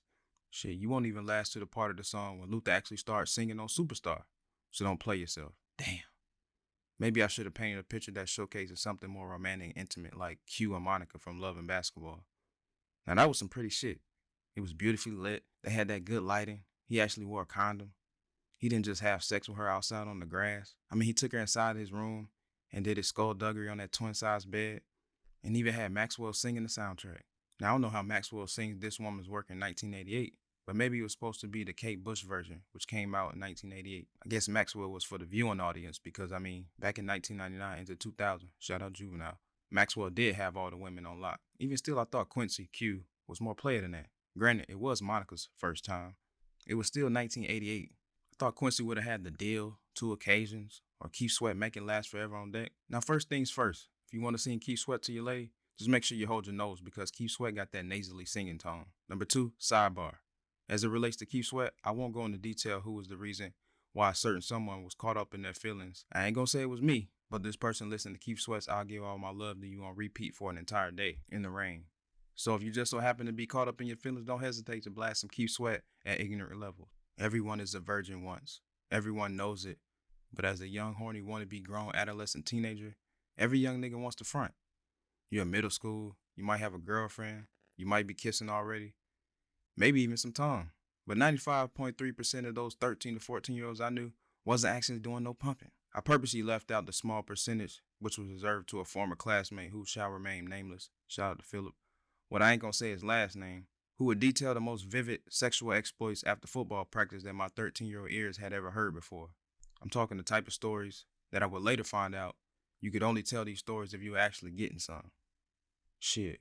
When I was in middle school back in the 99 and the 2000, once again, shout out to Juvenile, a nigga like me was just hoping the school bus would get crowded on the ride home and it was standing room only so a girl I knew might need to sit on my lap. Don't shame me. Everyone is a virgin once. Damn. I went off on a tangent and completely lost track of my initial point. But now that I got your attention, I suppose I could elaborate on exactly what I'm aiming for. Everyone is a virgin once is simply everyone who's great at anything in life was a novice at some point. We all started as someone who thinks about it, dreams about it, daydreams and fantasize about doing something that we've yet to actualize in reality. So technically anything you're doing for the first time, you're a virgin. The problem with being a virgin at anything is that nobody wants to be a virgin, like ever, at anything. We all want to go straight to Rolex, as Nas raps in Nas is Like, one of my top 3 favorite Nas songs, how he went from Seiko to Rolex. But most people just want to start something and be good at it. Not even good, they want to be great from the jump. For instance, if I ever was to work on Wall Street and be a broker or whatever them niggas do you think I want to work my way up from the bottom, lose thousands of dollars, taking L's? No. I want to go straight to making $1 million a week just like Jordan Belfort in The Wolf of Wall Street. You can't cheat the grind, said someone. The game doesn't work that way. Malcolm Gladwell says in the book Outliers, you have to put in 10,000 hours to achieve mastery in any field, which is also the same thing Will Smith reiterates when he says it takes hours and hours of beating on your craft in order to effectively articulate to someone about your craft. I woke up like this. I woke up like this. Beyonce, flawless. It's catchy. It's got a dope beat. I get it. And I suppose it's one of those empowerment, confidence building songs for women. Cool. The problem is so many people don't want to leave this hook in the car. They want to take it with them everywhere. Now let me clarify, I hope, white people, men aren't going around singing this at the rate of women. But some people have adopted this mentality where they think they're going to wake up and just be good at something, and they haven't dedicated any real time investment to. It's important to take confidence with you wherever you go, but don't allow your ego to prevent you from starting something new and not enduring the beginning of the process where you're not going to be good. No one wants to suck, pause, but you just don't roll out of bed and get dressed on your way to your own Hall of Fame ceremony. The idea of looking at the workload ahead or looking up at the mountain sucks like a motherfucker, but you're either going to shit or get off the pot. What you don't do, the next man will. Even if you have a natural God-given ability, the work still must be done. Whitney, Nippy, The Voice, Houston still had a vocal coach. Still had to put in the work. Shit, it's been 20 years plus since Beyonce was on Star Search with Girls Time to what she is now as Miss Queen Bee, and she still gets recognized for her relentless work ethic. We all have to start somewhere, and unfortunately, we all begin at different starting points. We're all born with different skill sets and skill levels because we're all not created equal, and that's okay. Just take your favorite rapper. If you heard his first rhyme, he probably wouldn't be your favorite rapper. If they ever make one of those shows like Inside the Actors Studios for rappers, it's not a bad idea. And each rap guest is asked to recite their first rhyme. Let's say it would be, nah, saying it would be precious ugly would be too easy. That's disrespectful. I'm not going to do that. So it would be like when Suge staggered into the house and upon first sight of Celie, she laughed in disbelief. You surely is ugly, from The Color Purple. Hearing your favorite rapper's first rhyme would probably be that type of ugly. Television and film can be very powerful illusions, where people aren't cognizant of the amount of time, money, and work is put into the final product. The final product, of course, upholds the mystique of Hollywood, but it also can conflict with the viewer's expectation of themselves and the amount of work necessary to create the masterpiece. We all stumble at first, have moments that can be embarrassing, that humble us, but it's about maintaining your focus on where you want to end up. Dr. Boyce Watkins says, can't determine that quality of the tree by the size of the seed. I don't know if he made that up, but that's what I heard. We all have to start somewhere. I know everybody shows up to the gym with the fresh 11s, the 4s, the KD 7s, and looks the part, but haven't played a lick of ball and want to come out the gate shooting like Chef Curry with the shot. Now, if you're a fan of Lauren London's most famous role as Nunu from the film ATL, she would say in the accent clearly mimicking a young hood rat from College Park, not gonna happen. It's not gonna happen. When you first start something, you're going to suck. Pause. Accept it. It's like watching someone throw a football for the first time. It's disgusting, especially if it's your son and you're going to have to look around and make sure there aren't any witnesses. You're going to have to keep your blinders on, especially during the beginning, because you can get sidetracked, veering off looking at someone else's progress who may be further along than you. This is why they put blinders on thoroughbreds during races, because without them, they get distracted and fall off course. Think about it this way. Seabiscuit, the racehorse, lost his first 17 races, and they made a movie and wrote a book about this damn horse. I know, I get it. Drake comes out with his debut album and it's called Thank Me Later. And now everyone thinks the first time they pursue something, they're going to show up and it's going to be a Randy Watson drop the mic moment and walk off the stage to a standing ovation. Do you think people were lining up to hear Drake rap when he was Wheelchair Jimmy on Degrassi? The answer is no. I know this because Drake reminds us all at least 2 to 3 times on every album. Talks about how bad he got treated in high school and making an appearance at his high school reunion. But hey, look at Drake. Now he's an ambassador for the Toronto Raptors. And I don't know what type of political leadership Canada operates on, but as popular as he is, I'm sure he can win if he ran for office. As it relates to my own career and life endeavors, I think of how Hype Williams went from painting the Play School graph backdrops for TLC's Ain't Too Proud to Beg music video to become the legend that is Hype Williams and the greatest music video director there has been in hip-hop. He is Jordan when it comes to music videos. Most people want the career path of LeBron James, where you win the genetic lottery and you go straight to the league out of high school. But most of our road to success is more like a Darnell Armstrong. This path is built with someone who measures up to be a little shorter than desired, not as talented, comes from a small school, Fayetteville State. You don't get drafted. You bounce around from the USBL, CBA, overseas, all before you even make it to the NBA, figuratively speaking. Feeling consumed by your environment or by your own thoughts of what and where you are can be crippling. The idea of being a caterpillar not knowing the potential you have inside in this internal struggle many people face. This is the you can be anything you want to be if you put your mind to it, despite what's currently present. The ability to transform them into something great, something never thought to be conceivable in the beginning is always possible. If Jared from Subway can transform into what he is today, pre all that nonsense, I can only imagine what he looked like before Subway. I mean, I don't know who the target demographic is for Subway, but Jared isn't really in shape is what I'm trying to say. No one has pictures of Jared on the wall as an inspiring saying, I want to look like Jared from Subway. The person you are in the beginning isn't indicative of the person you can become. None of us can even recognize the person that we truly desire to be. The fat person on the treadmill at the gym wanting to look like D'Angelo on the Voodoo album cover or Tiana Taylor in the present moment. They currently look nothing like that. Les Brown talks about seeing someone from high school after becoming successful and they say, man, I don't recognize you. You're not the same guy you are from high school. And he replies, you're right. I'm not the same person anymore. I'm paraphrasing. The visible caterpillar doesn't instantly become the butterfly. There's a stage that's often overlooked where all the growth takes place. It's called the chrysalis, the pupa. It's the stage that's hidden to the eye. Covered where the wings used to fly are developed. Symbolically, it takes hours of studying to be a doctor or a lawyer or entrepreneur, hours in the gym putting up shots, the long football off season that we all hate because football players with too much time just be getting all types of shit. But I digress. Malcolm X, El-Haj Malik El-Shabazz, was once Malcolm Little. Sure, as Malcolm X reflected on his former self, he no longer recognized that person. And I'm even more certain Malcolm Little couldn't have envisioned himself becoming Malcolm X. During his 7-year stay in prison for larceny and breaking and entering, he began to educate himself, became exposed to the Nation of Islam with the assistance of his brother Reginald, and essentially transformed from the street thug, petty criminal Malcolm Little and Detroit Red, who supposedly ran the streets with Red Fox, known then as Chicago Red, into the man we all remember him as today, Malcolm X.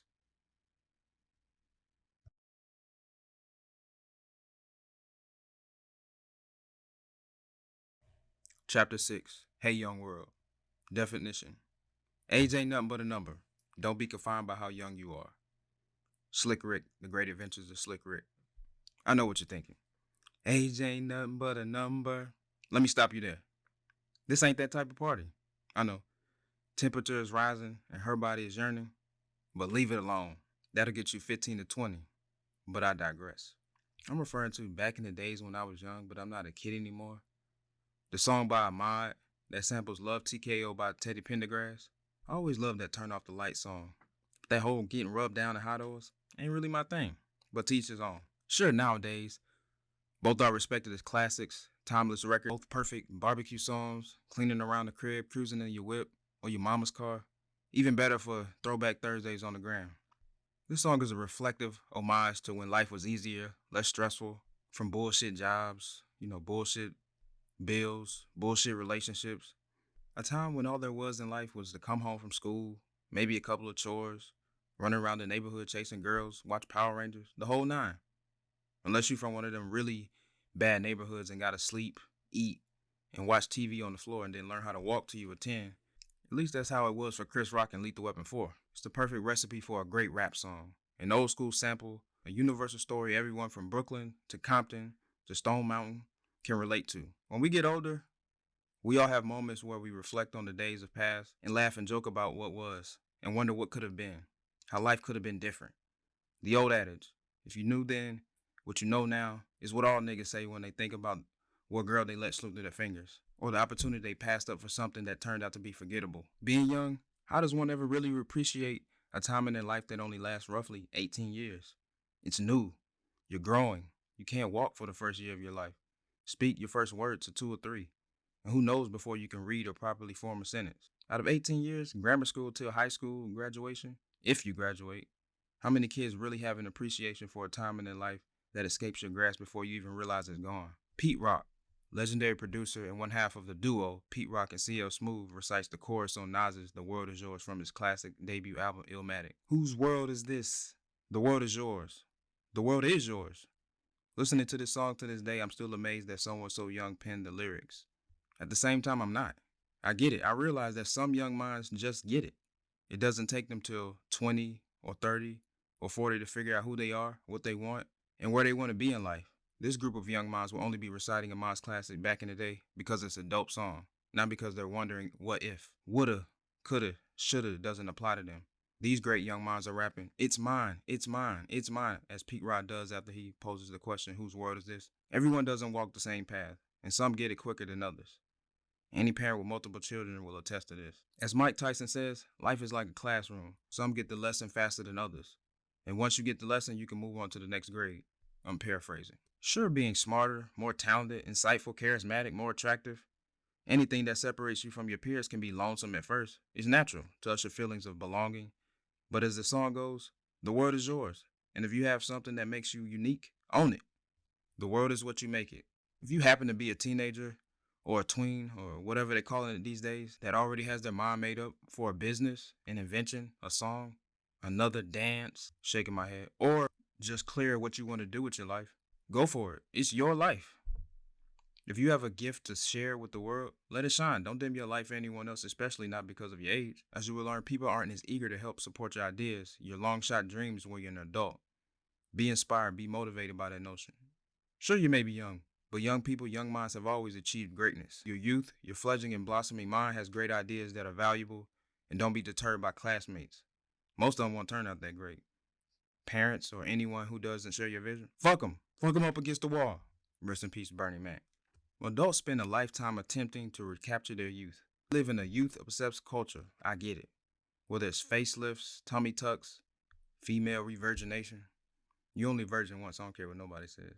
Hairline reconstruction, titty lifts, Botox shots, Viagra, Cialis. As much as all these procedures cost, adults will spend 10 times the amount of all of those combined if they could purchase the fearless valor that you possess when you're young. When I was 4 years old, I taught myself how to ride a bike by going to the top of the hill in our neighborhood and riding it down full speed repeatedly until I got it. Shit, Jay-Z's mom made a big deal about it, doing the same thing on the December 4th song on the Black Album, so I thought I'd do the same. Oftentimes, not knowing helps you get started. Simply having a desire and passion trumps any of the potential negative outcomes or pitfalls that you will occur along the way. If we knew all the potential dangers and trials that any pursuit, big or small, might cause us, we wouldn't attempt any endeavor. Some like to say young and dumb, I didn't know no better, or youthful ignorance. Whatever you want to call it, it's one of the main ingredients in pursuing your goals. The youthful naivete of not knowing what's ahead is such an invaluable quality that should be embraced. If you want to do it, just do it. As a young person, haunted thoughts of what ifs and how much will it cost don't factor into the equation as they do in the minds of many adults. Because like I mentioned before, when you're grown, you're on your own. And that how much will it cost stops about 98% of the adult population from pursuing some idea or venture that they have a desire to bring into fruition. Oftentimes in these cases, life is beating their spirit's ass. Kimbo Slice RP has figuratively taken them into a dirty backyard and put hands on their spirit, and they've lost faith, imagination, hunger for adventure and achievement. They only make moves that are logical. For most adults, having heat and food in the refrigerator usually wins in the struggle whether to spend that last 200 to 300 or use it for some outlandish idea. We're only born with two innate fears: the fear caused by loud noises and the fear of falling. As life goes on, we all know many of us pick up many fears along the way, and some of these fears can become debilitating. These fears haunt our minds and permeate through our lives and preventing us from doing things we know we're capable of achieving. Heights, dogs, cats, public speaking, monogamous relationships. Even though I didn't see the movie all the way through, Will Smith did drop this jewel in After Earth. Fear is not real. The only place that fear can exist is in our thoughts of the future. It is a product of our imagination, causing us to fear things that do not at present and may not never exist. That is near insanity. Do not misunderstand me.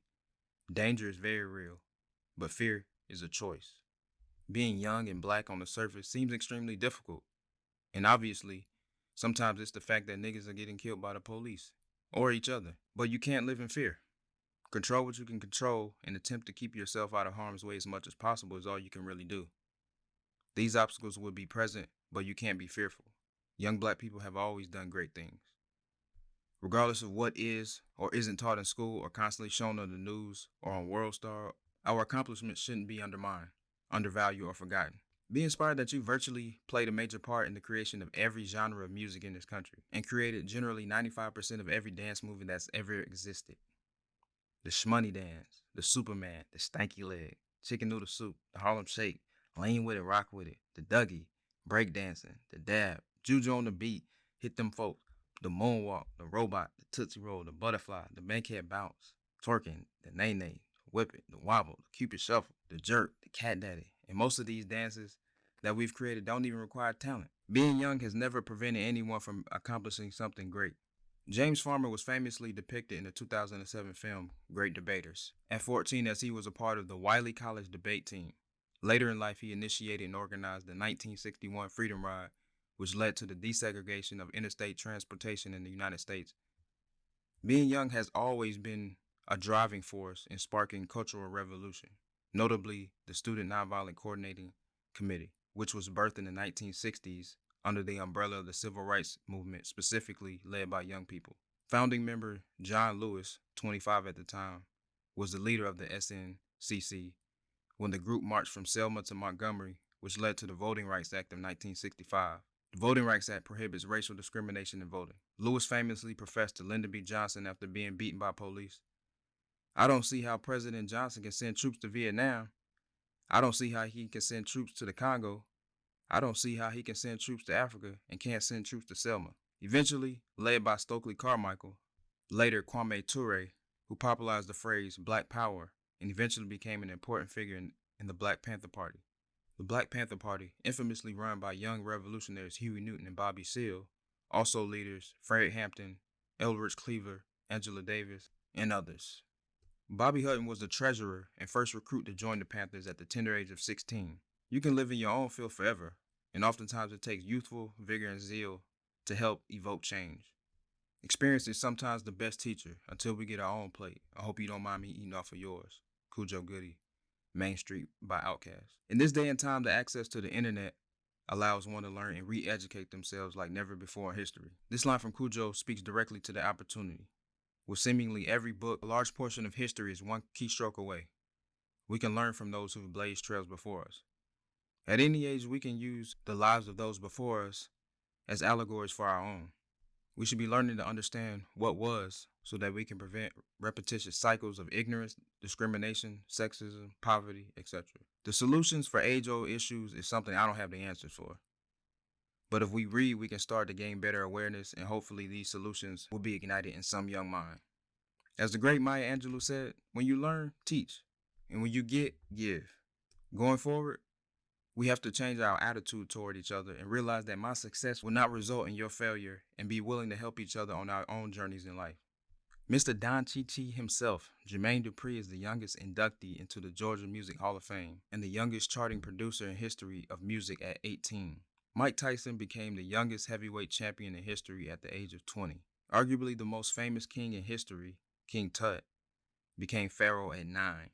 19-year-old Ghanaian university student Gabriel Apotore has created a new search engine to rival Google. 10-year-old Amaya Diggins is the founder of Hijabi Fits, a company that creates hijabs specifically for Muslim teens. 13-year-old Jamal Ebraha, that's a good name, is a mathematical genius, received a $30 million signing offer upon his graduation and a lifetime scholarship from Apple. 11-year-old Matthew Smith broke the record as the youngest conductor to lead a 75-piece orchestra. 11-year-old Ramarni Wilford from the UK scored higher on the IQ test than Albert Einstein, Stephen Hawking, and Bill Gates. 15-year-old Xavion Dobson heroically shielded 3 of his female classmates from gunfire that ultimately took his life in 2015. Clarissa T-Rex Shields, at 17, was the first U.S. woman to win an Olympic gold medal in boxing in 2016 in Rio. 20-year-old Jordan Greenway is the first African-American to play hockey for the U.S. Winter Olympic team in 2018. Michael Hollis was and is still the only African-American to own his own major airline when he started Air Atlanta in 1984 at the age of 27. Ava Roberts became the youngest Black American doctor at the age of 23 in 2017. 31-year-old Tristan Walker, a Stanford alum, turned down $500 million from Schick, Gillette, and Procter & Gamble to ensure the Black skincare line, Bevel, he started will remain Black-owned. Walker is also the inspiration for the line, "My signature fade with the bevel blade, that's a major key," by Nas on the song Nas Album Done on the 2016 album Major Key by DJ Khaled. Stephen R. Stafford will graduate with a triple major in pre-med mathematics and computer science at 17. LL Cool J released the first album on Def Jam at 16.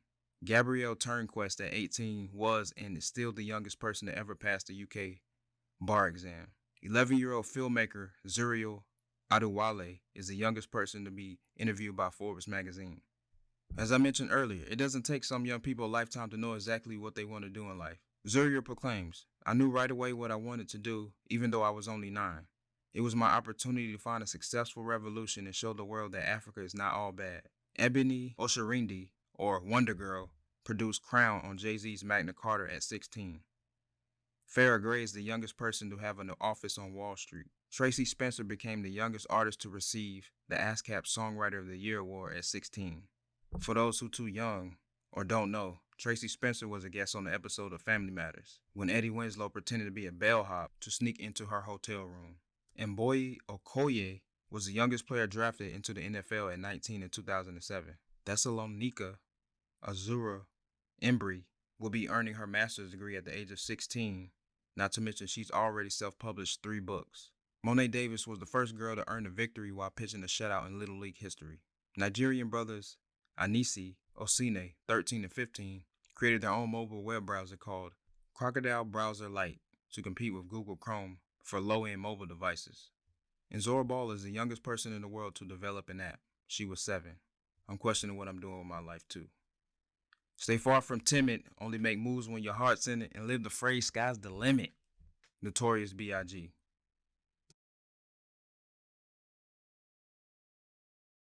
Chapter 7. School Days. Definition. Education isn't confined to a school building. School is what you make it. You get out of it what you put into it. And just because you graduated doesn't mean you're educated. J. Cole, The Come Up Mixtape. Okay, I'm back on a mission to pay my tuition. Got loans out the ass. What you know about my past? J. Cole Headbuster. Now, am I really on a mission as far as the repayment of my student loans go? I mean, technically a mission would mean like I have a conscious, determined motivation, essentially a goal set in place within sight to pay back my student loans. I'm on what they call a forbearance, which basically means they'll get it when I get it. Make a good salary just to pay Sally Mae. My life is more in line with the loans out the ass portion of that line. As far as my past goes, this was back when D-Ray, the comedian, was doing his best Bernie Mac impression on The College Dropout, and the world was enamored with the young, seemingly humble producer rapper out of Chicago who survived a nearly fatal car crash and became one of Jay-Z's go-to producers on his best full body of work, The Blueprint, in my opinion. This was back when if you're a comedian, you can definitely get laughs about the possibility of there ever being a black president.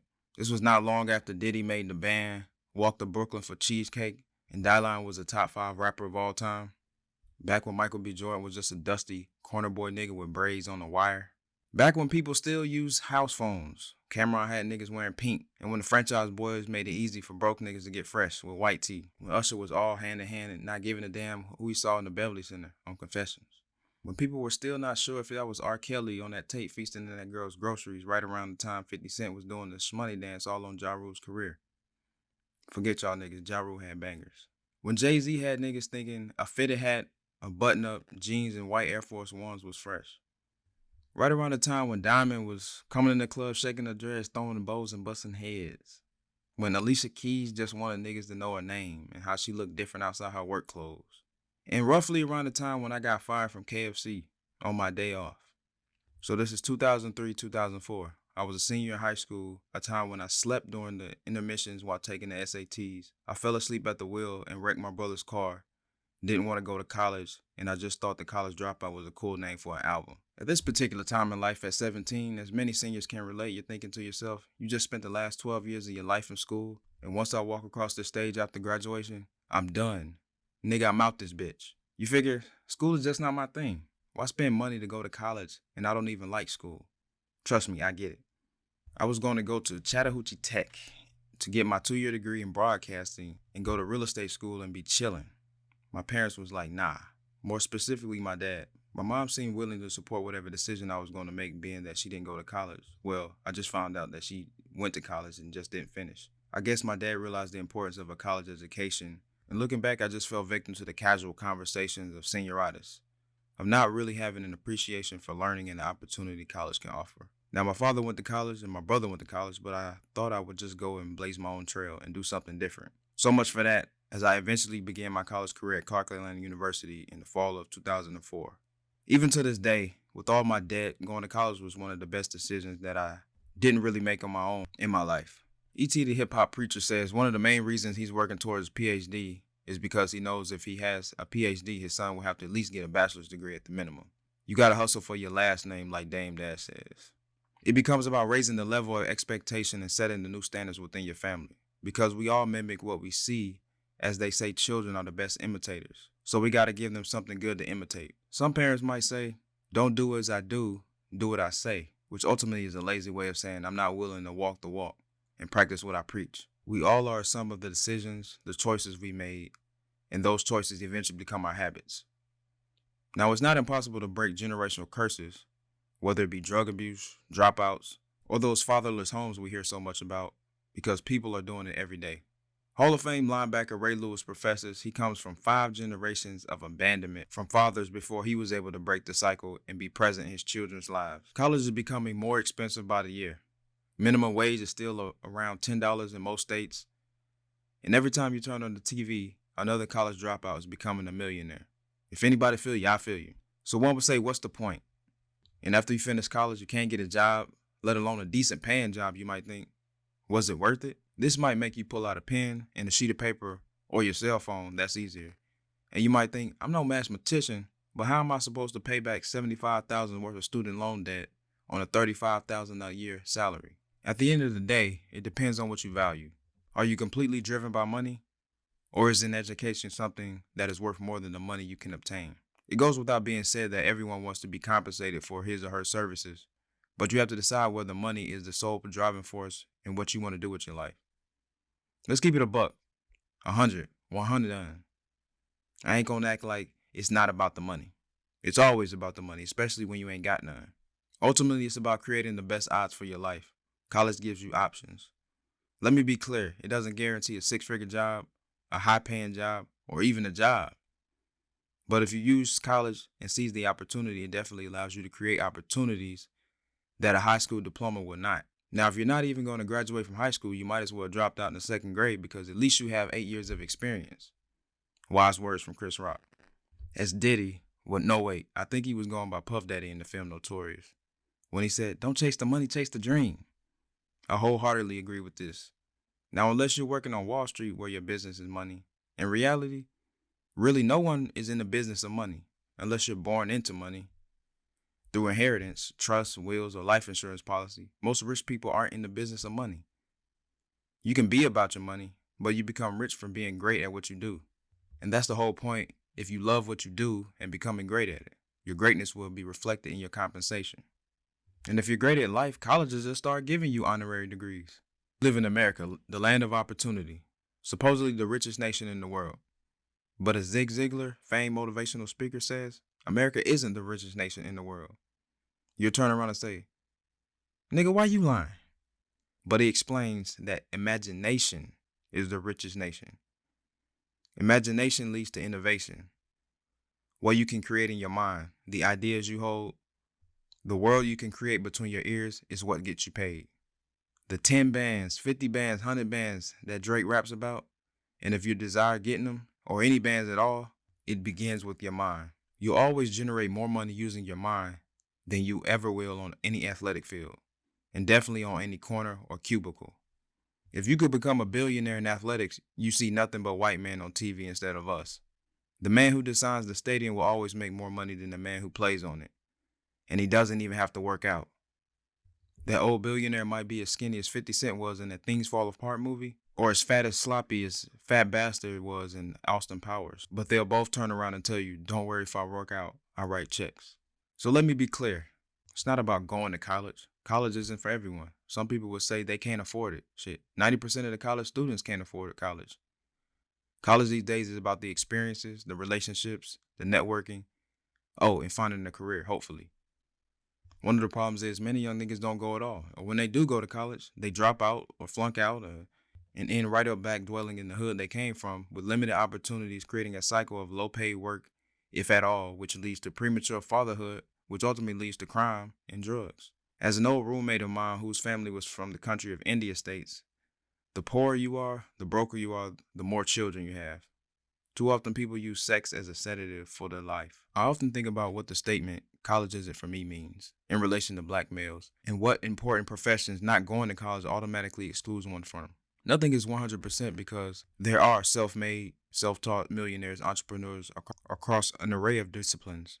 But like I said before, college isn't for everyone. Now clearly there are circumstances where one has to provide for the family and the day-to-day needs of earning income trump the pursuits of any career endeavors. I get it. I'm more concerned with those who simply aren't interested, those who'd rather just get a job to put some money in their pocket. First off, clearly you can scratch off being a doctor off that list. And in the black community, we definitely could use more doctors who are committed to curing diseases that disproportionately affect us. Now, it would be easy for me to say majority of the deaths in my family are due to all this black on black violence going on, but it's not. And like a lot of black families, it's usually due to poor health that stems from poor eating habits. Diabetes is 60% more common in black people than white, and blacks are 2.5 more times likely to suffer a limb amputation, and 5.6 times more likely to suffer kidney disease than any other people with diabetes. We're more likely to develop high blood pressure, lung cancer, die from stroke, and a litany of other diseases. Now, I'm not saying the doctor of any other race doesn't care about black people. They're not George Bush. But there is a greater level of comfort between doctor and patient when they look the same and can understand your body. Especially for black men who just refuse to go to the doctor. I get it. Niggas don't want to get them prostate checks. And most niggas can't afford health insurance. But it's extremely important.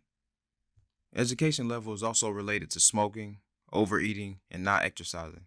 Thus, education also affects the rates of cancer and diabetes by influencing health behaviors. You're eliminated from becoming any type of engineer, teacher, dentist, psychologist, oncologists, computer programmers, any lawyer, even a paralegal requires you 2 years of college. If you just so happen to be one of them corner dwellers and just can't stay away from the hood hanging out with thugs and criminals, do like the famous PI and author Iceberg Slim when he says, if hanging around criminals is your thing, become a lawyer. Then you can hang around as many criminals as you want, and you'll get paid for it. Across the country, on college campuses from McNally Smith College, where you can get a degree in hip-hop, to Rice University, where Bun B, half of the legendary rap duo UGK Underground Kings for You Squares, PA, Port Arthur, Texas, RIP Chad Butler, is a guest lecturer in hip-hop and religion, to Georgetown University, where Jay-Z has his own sociology course, Hip-Hop Urban Theodicy of Jay-Z. Rap and hip-hop is showing up on college campuses each and every semester, from 2-year schools to the Ivy Leagues. There are more than 300 college courses related to hip-hop offered each year. Institutions of higher learning are recognizing the art form and are offering more and more courses analyzing the many parts of hip hop culture, from poetry, art, dance, socioeconomic undertones that spread throughout the music. There's still an underlying issue that is, even when niggas go to college, they aren't graduating. I know some people might say, I live it. Why would I pay to go to college to study hip hop and rap? I'm from the hood. I download all my favorite albums online for free. That doesn't add up. I get it. It's like going to soul food restaurants when you can eat fried chicken and greens at home. The point is, our culture, once completely disregarded in mainstream society, is now garnering the recognition we've always felt it deserved. Now, I'm not saying go to college and major in hip hop, because that degree is still very questionable as how it would translate monetarily in the economic marketplace. But it seems that this could be a platform to get more black men in college. And while they're present on campus, they can explore other interests for potential career options. Listed in 2013, the national graduation average for black men is 33.1%. Yes, 33.1%. Now, if you're into sports, that's a bad percentage across the board. More specifically, if this was basketball, even Shaq would be disappointed if that was his free throw percentage. Shaq is a 52.7 career free throw percent shooter, but he does have a PhD in education. 33.1% is a bad score on a test in school.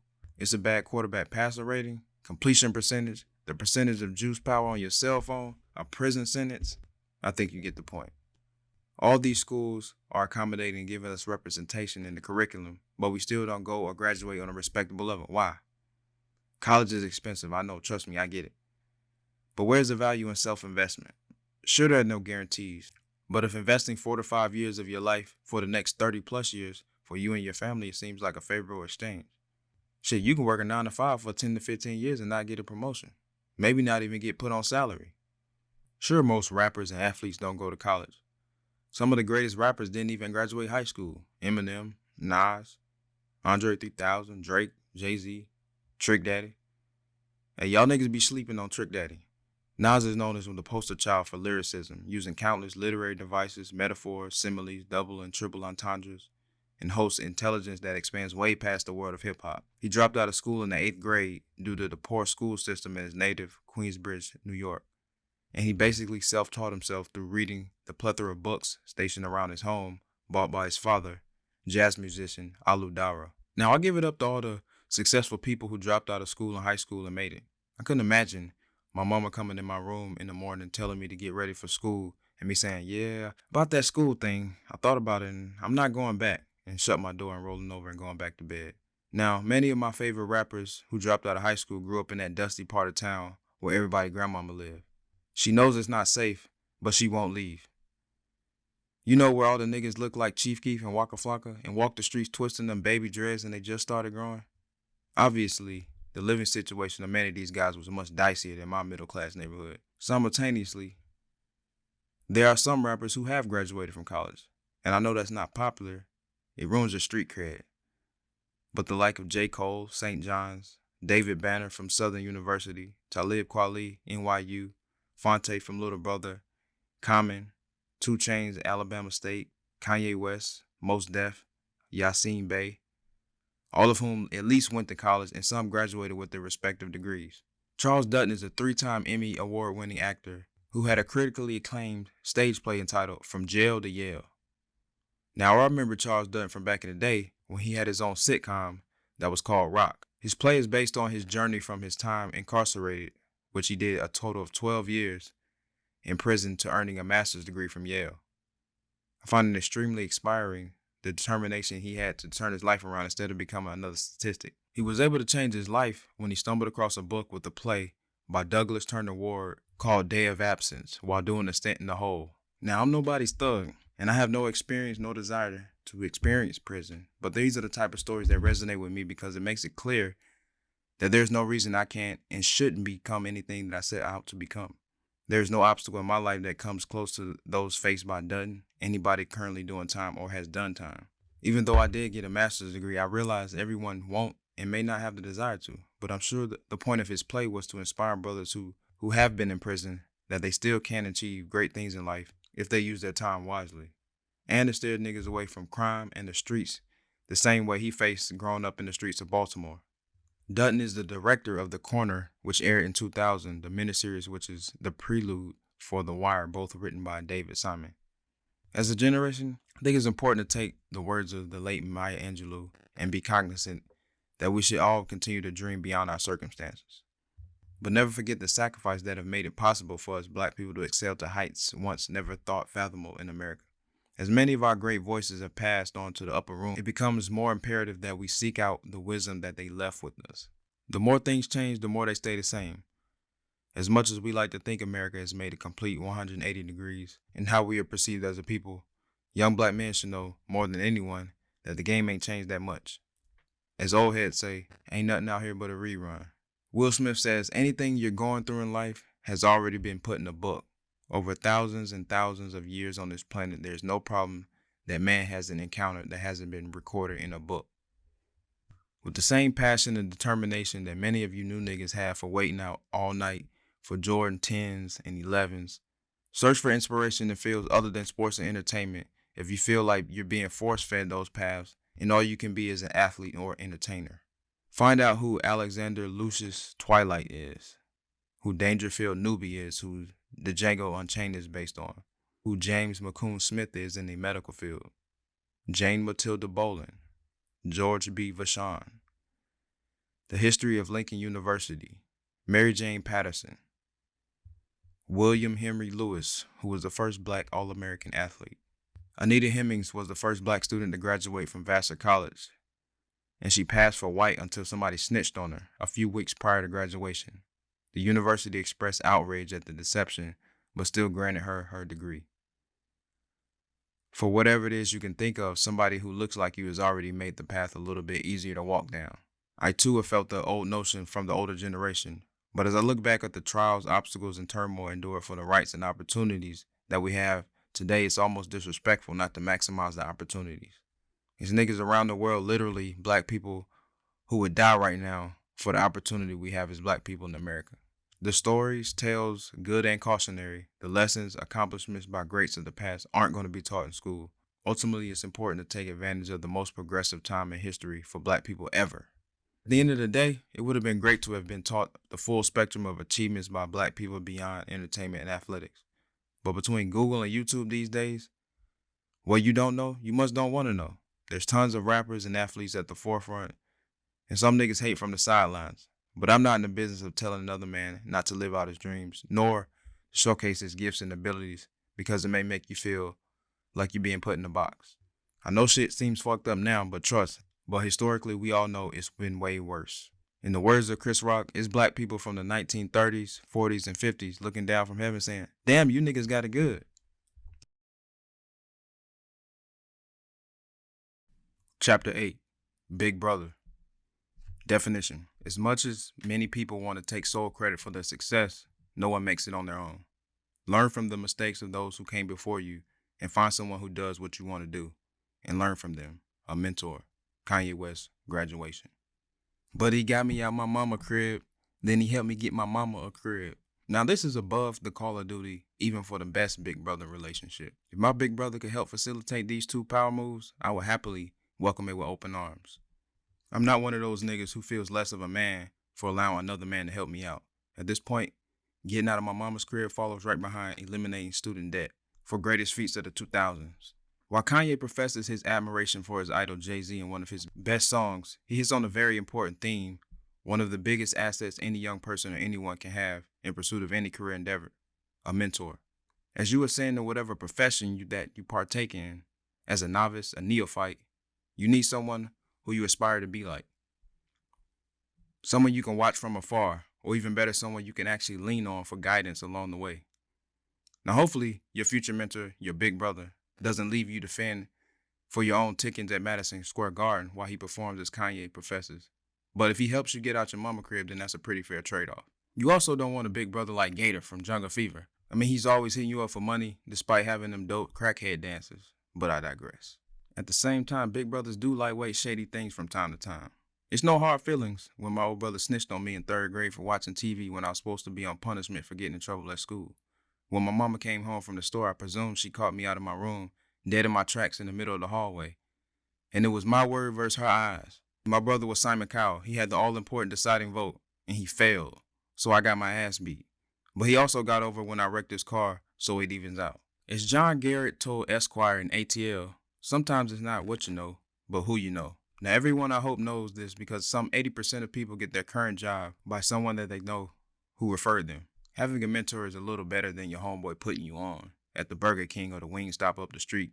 Having a mentor is like knowing the security at the club when you ain't got no money. This is someone who has already conquered down the road you're ambitiously standing at the starting line. In today's world, going to any job without someone vouching for you is really not a good look. Now, I know we're supposed to fake it till you make it, but walking into a job interview blind with no inside plug, you're sure to get hit with the, you don't have the necessary experience. So essentially, you don't have the experience that the company isn't willing to give you while you're thinking to yourself, how do I gain experience if I can't get a job to get experience? Richard Branson, founder of Virgin Airlines, says the missing link between a promising businessman and a successful one is mentoring. Being able to gather firsthand insight on the ins and outs of what it takes to become a success in your field is the invaluable teaching points a mentor provides. Ultimately mimicking someone's success, their daily habits, the books they've read, to be able to bounce not fully developed ideas with an already established professional, the discipline, day-to-day that's necessary, that they've implemented, and you can mimic into your own life. These are the intangibles that you can't put a price on. And we all know that the game is to be sold, not to be told. People are quick to show you how they got it, but they won't tell you how they get it. Sidebar now, The Game Is to Be Sold, Not to Be Told is also the third album from Uncle Snoop, the first album with No Limit after leaving Death Row Records. Back when Master P was popping around them, I'm About It by the Daze, and No Limit dropped an album about every week, and I wrote No Limit Soldiers in yellow crayon on my ruler in the 6th grade. But I digress. Now, if you haven't heard this forgettable album, it's filled with unnecessary uhs by Master P, a bad single entitled Wolf, and an even worse Gin and Juice Part 2. Not to disparage the legend Snoop, but this album ain't that fire. But I digress. I'm probably being a little naive because Lil Jon and Ubi told us nothing's free, and I should have known better as far as the game being meant to be sold and not to be told.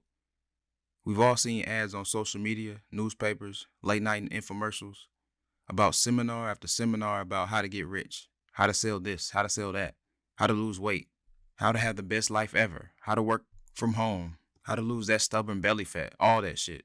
But it all comes at a cost. No one is giving up the game for free.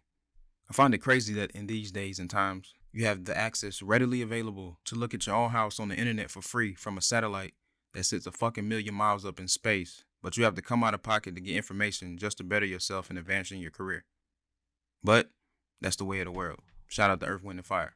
This is exactly why mentorship is so important. True mentorship doesn't operate on the game is to be sold, not to be told mentality.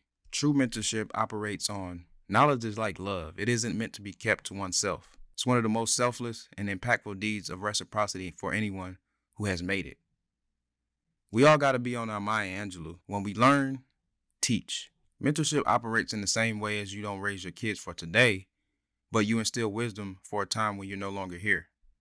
We can't be like previous generations, player hating from the sideline, talking about how bad the youth is. We got to get in the game and show them the ropes. We can't shoot the youth in the back like Willie Manchester did Jimmy in South Central. Now, I know we're in the midst of this me generation where everyone is self-made, they're grinding. I did it on my own, all that broke nigga shit. The one I love the most is those people who love to profess, I asked God to protect me from my enemies, and I started losing friends. Those guys, stop it, please.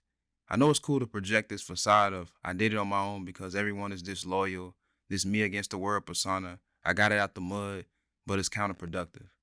And you end up working twice as hard to go half as far. Fuck what you heard in Drake's Started From the Bottom. That's just a song. Don't think that nigga did it on his own. No one, and I mean no one, does it alone. You'll never find a millionaire talking like that. And you'll never find a millionaire without a mentor. Mentor is just a word. Being one or having a mentor is something that extends far beyond someone who helps facilitate your career path. It's having someone teach you all the things your parents won't, don't, or too uncomfortable to tell you themselves. Your OG, your old head, your older cousin, and uncle, like your own personal Rafiki. Rafiki from The Lion King was played by Robert Goulet, who's famous for playing Benson. Your mentor is someone who's always there for you when you need guidance. As an uncle, it's my duty to help teach my nephews all the things their parents won't. Like if you're in a relationship and your girlfriend doesn't perform fellatio, she doesn't love you, because every man knows that if she isn't doing it to you, she's doing it to someone else. And if she's giving head to someone else, how dare she come around you and kiss you in the mouth? But I digress. I'll keep that little gem on deck for when the time comes. It's like Furious Styles and Boys in the Hood, teaching his son Trey about life, teaching him how to fish, making sure he wears a condom. Standard father-son practice. As great of a father figure that Furious portrayed, he dropped the ball with Doughboy, Rick, and Lil Chris. He just looked from a distance. I mean, they lived across the fucking street, Furious. And we all saw how they turned out, as he professed to a young Trey as he told him the rules of the house, while the two of them lifted a very unmasculine amount of weights. In today's time of instant gratification and the need to deliver and receive information faster and faster, this generation, myself included, can lose touch with and become completely oblivious to the once importance of having a mentor, an old head to school you. An idol is someone you look up to. A mentor is someone who looks back. Rashawn Williams, 19-year-old mentor, a part of the Philly Roots Fellowship. In the past, for black people, especially black men, it was life or death. I mean, if you didn't have a father who would be there to teach a young brother about proper white woman etiquette, it all began with the whistle says it all. Not nearly as crucial nor life-threatening, but equally relevant during a time of Jim Crow in the South, where it was said that niggas couldn't even have vanilla ice cream except on Independence Day. This is just one of the unspoken laws, ways of life that you would hope you had a mentor present to guide you and steer you away from unforeseen encounters with crackers. During this time, they was racist, so I can call them crackers. Just think about being violently interrogated by white people over eating a vanilla ice cream cone. I guess it was some sort of you don't deserve or worthy of pleasure or delicacy that is white type of ideology. Or it simply could have been whites didn't want niggas doing anything that harbors sexual undertones. Not being able to eat vanilla ice cream is echoed in Maya Angelou's I Know Why the Caged Bird Sings, where she says, people in stamps used to say that the whites in our town were so prejudiced that a Negro couldn't buy vanilla ice cream except on the 4th of July. Other days he had to be satisfied with chocolate. At this time in America in the 1950s and 60s, nothing was more American than vanilla ice cream. And ironically, if you think about the relationship America has with Mexico, where vanilla is indigenous, vanilla is a flavoring from the orchids of the genus vanilla, native of Mexico. You compound this with America's ongoing, its complicated status with black men. America still uses the pollinating process, which was invented by a black man named Edmund Albius, who was born a slave in Bourbon. Edmund lost his mother and never knew his daddy and invented this method at the age of 12. So vanilla ice cream isn't that lily white all-American treat that we once thought. Now, if you would have asked me about Jim Crow, say, 10 or 12 years ago, I would have been sure you were talking about the rap group that had Polo Don in it. Back in my middle school days listening to Jim Crow's That Drama. Talking about Jim Crow and mentors, I'd be remiss not to mention Charles Hamilton Houston, sometimes referred to as the man who killed Jim Crow. A war veteran of World War I, who was the son of a lawyer, Houston masterminded the strategy that killed Jim Crow by aggressively testing the separate but equal doctrine in the courtroom. Houston became a mentor to Thurgood Marshall, and Marshall only went on to become the first African-American Supreme Court Justice, October 2nd, 1967. Houston taught Marshall at the Howard School of Law. Houston himself studied at Harvard Law School, where he graduated cum laude and served on the Harvard Law Review. From 1930 to 1954, Houston was active in every Supreme Court case, including Brown v. Board of Education. Now I'd love to tell you about my failed rap career, or how I first was a rapper, then I realized I could sing. I never understood that people don't know they can sing. So anyways, around 2008, back when Bush signed that stimulus package that had everyone geeked, when if you lived outside of Chicago and someone said the name Barack Obama, you gave the, who the fuck is that face? The average cost of a new house was just around $238,000, while the average income was $40,000. We won't even get into that. When Brett Favre was playing for the New York Jets and sending dick pics, when Chicago was excited about drafting the hometown kid Derrick Rose, the sexy and dumb Sarah Palin, when Katy Perry was kissing girls in the mouth, when Usher dropped the Here I Stand album professing his love to that older woman he married that we don't even remember what she looks like now, when I assume someone at MTV got the great idea of giving broke, country, white, pregnant, trailer trash teenage girls a TV show after the movie Juno came out, when Adele gave us her first beautiful album detailing her miserable love life with 19, Beyonce wanted to be a boy, and her and The Dream teamed up for the new Player Haters anthem, Single Ladies. The voice of the streets, Young Jeezy dropped The Recession, had everyone screaming my president is black. but still couldn't get a job though. The Carter 3 came out. That's all. Snoop had Teddy Riley on the production of his album called Ego Trippin'. But this was a time when I was still an undergrad at GSU, State, not Southern, trying to get my bachelor's degree in the film program. This was back when Kanye was on suicide watch with the 808s after his mom passed. T.I. came back after his first public prison stint with Paper Trail, and it had the Sugar Daddy anthem on it, Whatever You Like. I was bumping that ludicrous Theater of the Mind. 2 Chainz was still called Titty Boy. Okay, at this point I was still in college, still broke, still had my car, which I missed dearly. So on one rainy day, I had to meet with my advisor about my credits, making sure I was on track to graduate on time, only to find out I wasn't on track. Well, kinda. For whatever reason, GSU thinks that film is so important that it needs a GPA requirement, a minimum of 3.0, which my advisor told me I didn't have at the time, and that it would take me at least 2 to 3 semesters to raise my GPA up to meet those requirements. At this time, I had already transferred from CAU, and I was already hovering around 4 years removed from high school, and I wasn't trying to do an additional 2 to 3 semesters, bringing up my grades just to get into the film program. So my advisor, I wish I could give her a shout out right now, gave me the option of switching my degree from film to sociology, which didn't have a GPA requirement. And without hesitation or knowledge of what exactly sociology was, I said, bet, sign me up. Now, none of this really is paramount in the story I'm trying to tell right now, but I just wanted to give some backstory, create a backdrop, some atmosphere. Back in 2008, Facebook was still popping. It was still cool to use. I think the first wave of non-college students were just able to sign up. This was a time when Facebook first started flooding your timeline with unsolicited friend requests from niggas you don't know. And eventually you just start adding, and now you have a timeline of niggas you never met in your life. So on my timeline, after a while, I don't know the exact time frame, I kept seeing this one N-word appear posting pictures of gold and platinum albums. And I'm like, who the fuck is this nigga? At the same time, I'm knee deep into trying to do film and edit and all that shit. So one day I had the bright idea of messaging this person for what I didn't know. Now, if I was a 14-year-old white girl, this was the perfect setup for a future episode of To Catch a Predator. But I was about 21, 22. I went to the gym about 3 times a week, so I figured if I met this guy and some shit popped off, I could hold my own. So I hit this guy up. I didn't know from shit. I told him I was trying to get into film and woo, and he was like, cool, come down to my office. Once again, if I was a 15-year-old black girl, I wouldn't even have made it on Dateline and To Catch a Predator. I'd be on like TV One or Centric or a poster for missing children at Walmart. Eventually, I went down to his office. In the daytime, I made sure witnesses were around. And all the gold and platinum plaques for Missy, Jaheim that I saw on Facebook were in the office. And we chopped it up about my future goals in the industry. This is how I met my OG, the guy I would consider my mentor. Shout out to Mel City. Now, I'm not telling you to go online and start sending niggas you don't know unsolicited messages. But I would say use social media to your advantage, not just chasing pussy. Your network will determine your net worth, that whole spiel. It's a major benefit to having a mentor, someone who will put you on, especially if you desire to be in an industry that's solely predicated on who you know or who knows you. Mimicking success is the name of the game. Finding someone who's already done what you're trying to do. That's what rappers do. The first nigga gets on, then he comes back to the hood and puts his boys on, who usually aren't as good as him, but that's not the point. It's about providing opportunities for your niggas. Saying to yourself, I want to be like that nigga. Being that mentor, that example, that those after you can watch from close or afar and emulate. It's what Jay-Z and Dame did for Kanye.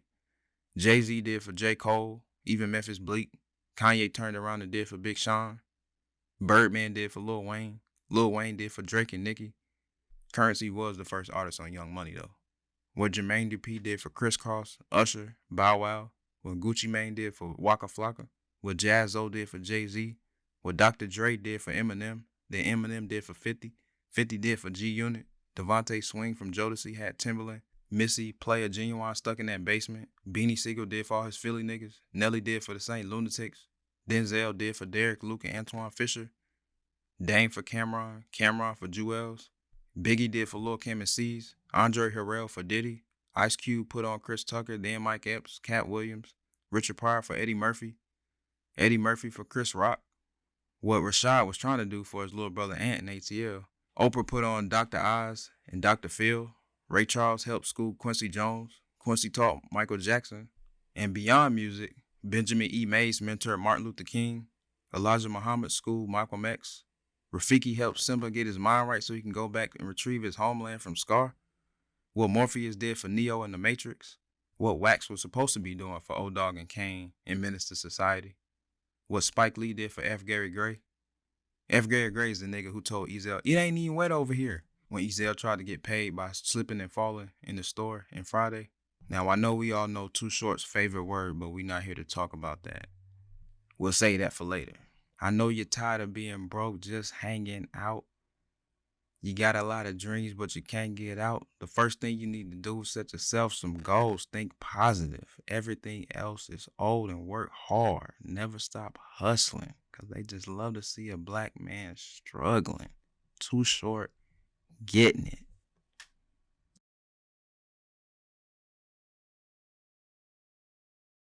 Chapter 9. Don't believe the hype. Definition. I don't care what the news shows. It's just as common to have your father in your life, so don't be a stereotype. Be a father to your child. Public Enemy. It takes a nation of millions to hold us back. Yeah, boy. I don't even have to say where that catchphrase comes from. Maybe you don't know exactly, but you can picture Flavor Flav's black ass, that big ass clock, that Viking helmet, and them gold teeth that you knew it just smelled like the inside of your belly button. Or one of them silent farts that make you look around to see if anybody else can smell you right before you blame it on the closest person next to you. Now, I know the last image most people have of Flavor Flav is from The Flavor of Love, where he has 20 to 30 women who are obviously lost in life biting for his love, allegedly. The best thing that show brought to the world was Hoops, who at the time for me would replace Paula Patton as the finest woman I thought I had ever seen. But we ain't here to lust on these. Never mind. Maybe you even remember hearing that spinoff show with Bridget Nielsen. You know, she was the wife of Drago. If he dies, he dies. It was a charity fight, Drago. Damn. You didn't have to do Apollo like that, but I digress. More importantly, regardless of what you think about Flavor Flav, if he's a coon or Uncle Tom or Sambo, any of these epithets, without him, I know I wouldn't have listened to Public Enemy. He brought balance. Flavor Flav has a degree from Adelphi University in Long Island and was a musical prodigy playing the piano, drums, and guitar. Public Enemy hailing from Roosevelt, Long Island, the same home as Eddie Murphy, Howard Stern, Julius, Dr. J. Irvin, and the niggas who actually sang in Teddy Riley's group, Guy, Aaron, and Damon Hall. Without the loud, scratchy voice, the flamboyant personality, I'm sure a lot of people wouldn't have been as receptive to the unprecedented and unapologetic words delivered by the Chuck D voice of God in the flesh. Flavor Flav was the candy and the medicine. It's like listening to Young Thug if he actually has anything of value to say. The social and political relevance brought something new to the black youth that hadn't been heard before with such resonance coming from such a powerful voice like Chuck D's. What he was saying then still holds weight today, educating through the music, which is harder to find these days. Not absent, though. Now, with Public Enemy releasing their first album a year after the greatest year known to man, that being 1986 and 1987, clearly, they weren't on my radar until the mid-90s, or whenever I first saw Do the Right Thing. Public Enemy was produced by The Bomb Squad, who also produced Ice Cube's first solo album, America's Most Wanted, after he left NWA, not to be confused with the album with the beautifully disrespectful No Vaseline, but the album with the nigga that you love to hate and get off my dick and tell your bitch come here. And with song titles like that, how could you not love that album? Now, I won't detail how much I dislike accents, but back then as a young boy I loved and was infatuated with everything that is Rosie Perez, dancing her voluptuous Puerto Rican body during the opening title sequence to Public Enemy's Fight the Power and Do the Right Thing, and the way she says Billy and White Man Can't Jump. But once again, I digress. This is the same song where Chuck D boldly professes, Elvis was a hero to most, but he never meant shit to me. Straight up racist, that sucker was simple and plain. Motherfuck him and John Wayne, cause I'm black and I'm proud and I'm ready and hyped. Plus I'm amped. Most of my heroes don't appear on no stamps. Do the Right Thing is made by one of my film icon, Spike Lee. He's not just one of my icons because he was also born in Atlanta. It's not just because he's short like me, black, went to college in the AUC, made He Got Game, Malcolm X, and made those dope Michael Jordan commercials. Well, I'm lying. It is because all of those reasons, on top of the fact that he made controversial and provocative films that always represented black men in a wider lens that aren't always shown. Not to mention his innovative filming style with the floating double dolly where the characters seem to be floating, the dopest names like Jesus and Good Reverend Doctor from Jungle Fever, and you combined it with his style with Public Enemy, and it was a perfect marriage that was needed at the time. and still is. You can look at Radio Raheem, rest in peace, getting choked out in 1989, and Eric Garner in 2014. Around the late 80s, when Public Enemy was telling these crackers, as my CAU African American history teacher Dr. Lee would call them, Public Enemy would tell them about themselves and shit they didn't want to hear. This is the time a shift in rap happened. This was around the time when supposedly there was a secret hip-hop meeting amongst elite executives in music and other high-ranking business professionals who were informed of the private prisons business, where the more inmates, the more money the government would pay these prisons. Being privately operated, they would be available on the stock market, and essentially, it was their job to market music that promoted criminal behavior. Allegedly, this is the genesis of the whole crack versus cocaine, where it was 100 to 1, which means it takes 100 grams of cocaine to equal 1 gram of crack. In regards to sentencing, if you get jammed up, don't mention my name. Now, today it's like 18 to 1, according to the Fair Sentencing Act of 2010. Supposedly, they're attempting to pass this as a law currently as 2015. Now, we know cocaine was sexy, was the rich people's drug of choice. It was a hell of a drug, as Rick James taught us. Snorting lines was like passing around the blunt these days. Steven Tyler infamously stated he snorted half of Peru. Crack, on the other hand, was not so sexy. I mean, crack is ugly. Crack is whack. Crack is what black kids made jokes about after that song by the Dogs, Your Mama on Crack Rock, in 1990. I was good for busting out Your Mama on Crack Rock toward someone in class when the teacher left out of the classroom. Maybe you're like me, you never seen crack up close in person, but crack users look like Pookie from New Jack City, or Mr. I'll Suck Your Dick from Instant Society. It also looks like Toronto Mayor Ron Ford, who was on video smoking crack in his sister's basement. But I digress.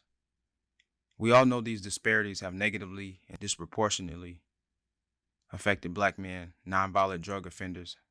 So like Saha the Prince says, instead of giving you Barry Sanders 20 years, they give you Jerry Rice 80 years.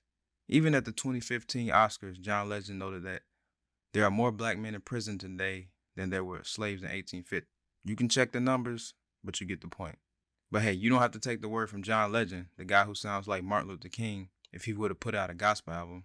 You can check out Michelle Alexander's civil rights lawyer turned author, The New Jim Crow, Mass Incarceration in the Age of Color Blindness. Now, in regards to this secret meeting, do I think this actually happened as it was written? I don't know. But you can look at any major inner city and draw your own conclusion. I do know that through history, you can't put nothing past these niggas. Niggas, I mean the man, the system, government, white folks, and all those you hear that run the world and shit. I mean, if you add up the Tuskegee experiments, Agent Orange, Guatemala study, experiments on slave women, and countless others, it wouldn't be much of a stretch to think that rich white men would come together to plot to help devise a plan that would use the music we created and turn black men into willing participants in his own extermination. But hey, I'm kind of a conspiracy theorist, but at the same time, none of the aforementioned shit I'm just pulling out of my ass. Read it for yourself, it's on the internet. The war on poverty of the 1960s and 70s, led by President LBJ, that doesn't stand for LeBron James, it's Lyndon B. Johnson, the N-word who took over after Kennedy got killed. A residual consequence of this movement was the effect on the black family. More money was given to single mothers, as provisions and welfare laws offered ever-increasing economic incentives for shunning marriage and avoiding the formation of two-parent family households. Illegitimacy rates rose dramatically, like in the 1970s movies Claudine. One thing that irritates me about blacks on screen today is that nothing is as good as it used to be mentality when it comes to rap music and film. I'm not saying that there ain't shitty music out here, or that I'm tired of seeing the same comic book turned into a movie, or watching Tom Cruise and Liam Neeson old asses keep trying to save the world, or some white women who gets kidnapped, or there ain't dusty niggas out here, because there are. I wonder if all we as black men will ever get recognized for is our transgressions, like the men who have tons of kids, like the N-word on Ayanna Fix My Life who had 30-something kids. Can we be inundated with the niggas that's out here doing good out here? Probably not. Who wants to see a bunch of upwardly mobile, highly successful, productive, positive black male role models? That sounds boring, right? I know. Now, I used to love watching Fred rerun Barry on What's Happening. I love when Tisha Campbell Gina did his dance on Martin and shit. I still watch reruns of Saved by the Bell and Moesha. But this rerun of Dusty Niggas is getting old. Now, I know tons of rappers rap about absent fathers. I wouldn't dare to undermine their pain or strife, but most of them have chosen to break the cycle of abandonment.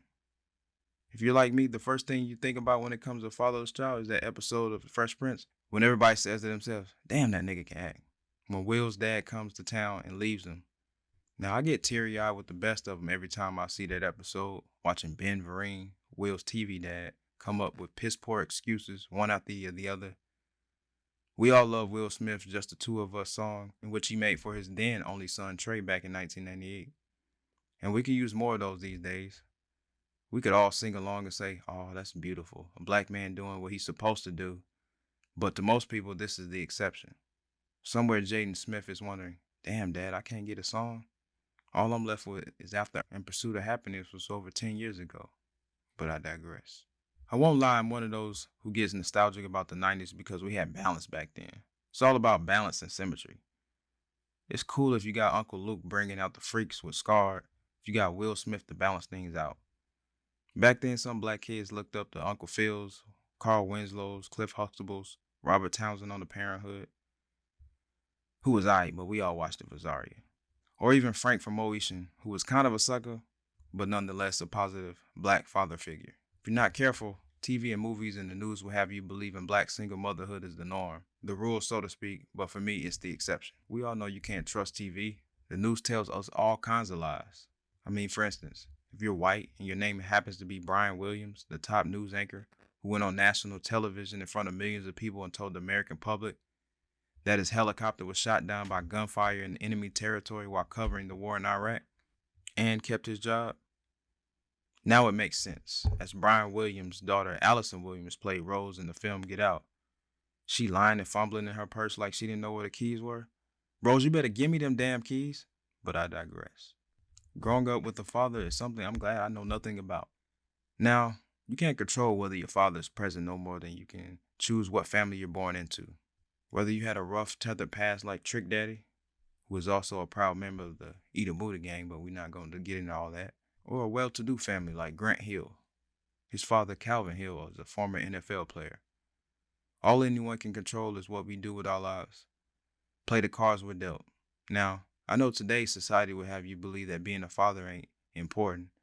I mean, on any given day, you scroll up and down your Facebook, Instagram, or Twitter timeline and see countless women announcing they're expecting or welcome their bundles of joy in the world, but you never see the daddy. For all the ain't shit niggas out here, these women stay pregnant. But that's neither here nor there. Don't let these women reduce you to a child support check and have you reduced to seeing your child on scheduled weekends a couple times a month. So if you ever run across one of these new age, I'm a strong black woman, I'm independent, I can do everything a man can do, and she hits you with, I don't need a man to raise my kid, hit her with this, Chris Rock, yeah, you can do it without a man. You can drive a car with your feet if you want to. That doesn't make it a good fucking idea. You can be the baddest mama on earth. I don't care how good you are. Ain't nothing you can say more powerful than, I'ma tell you daddy.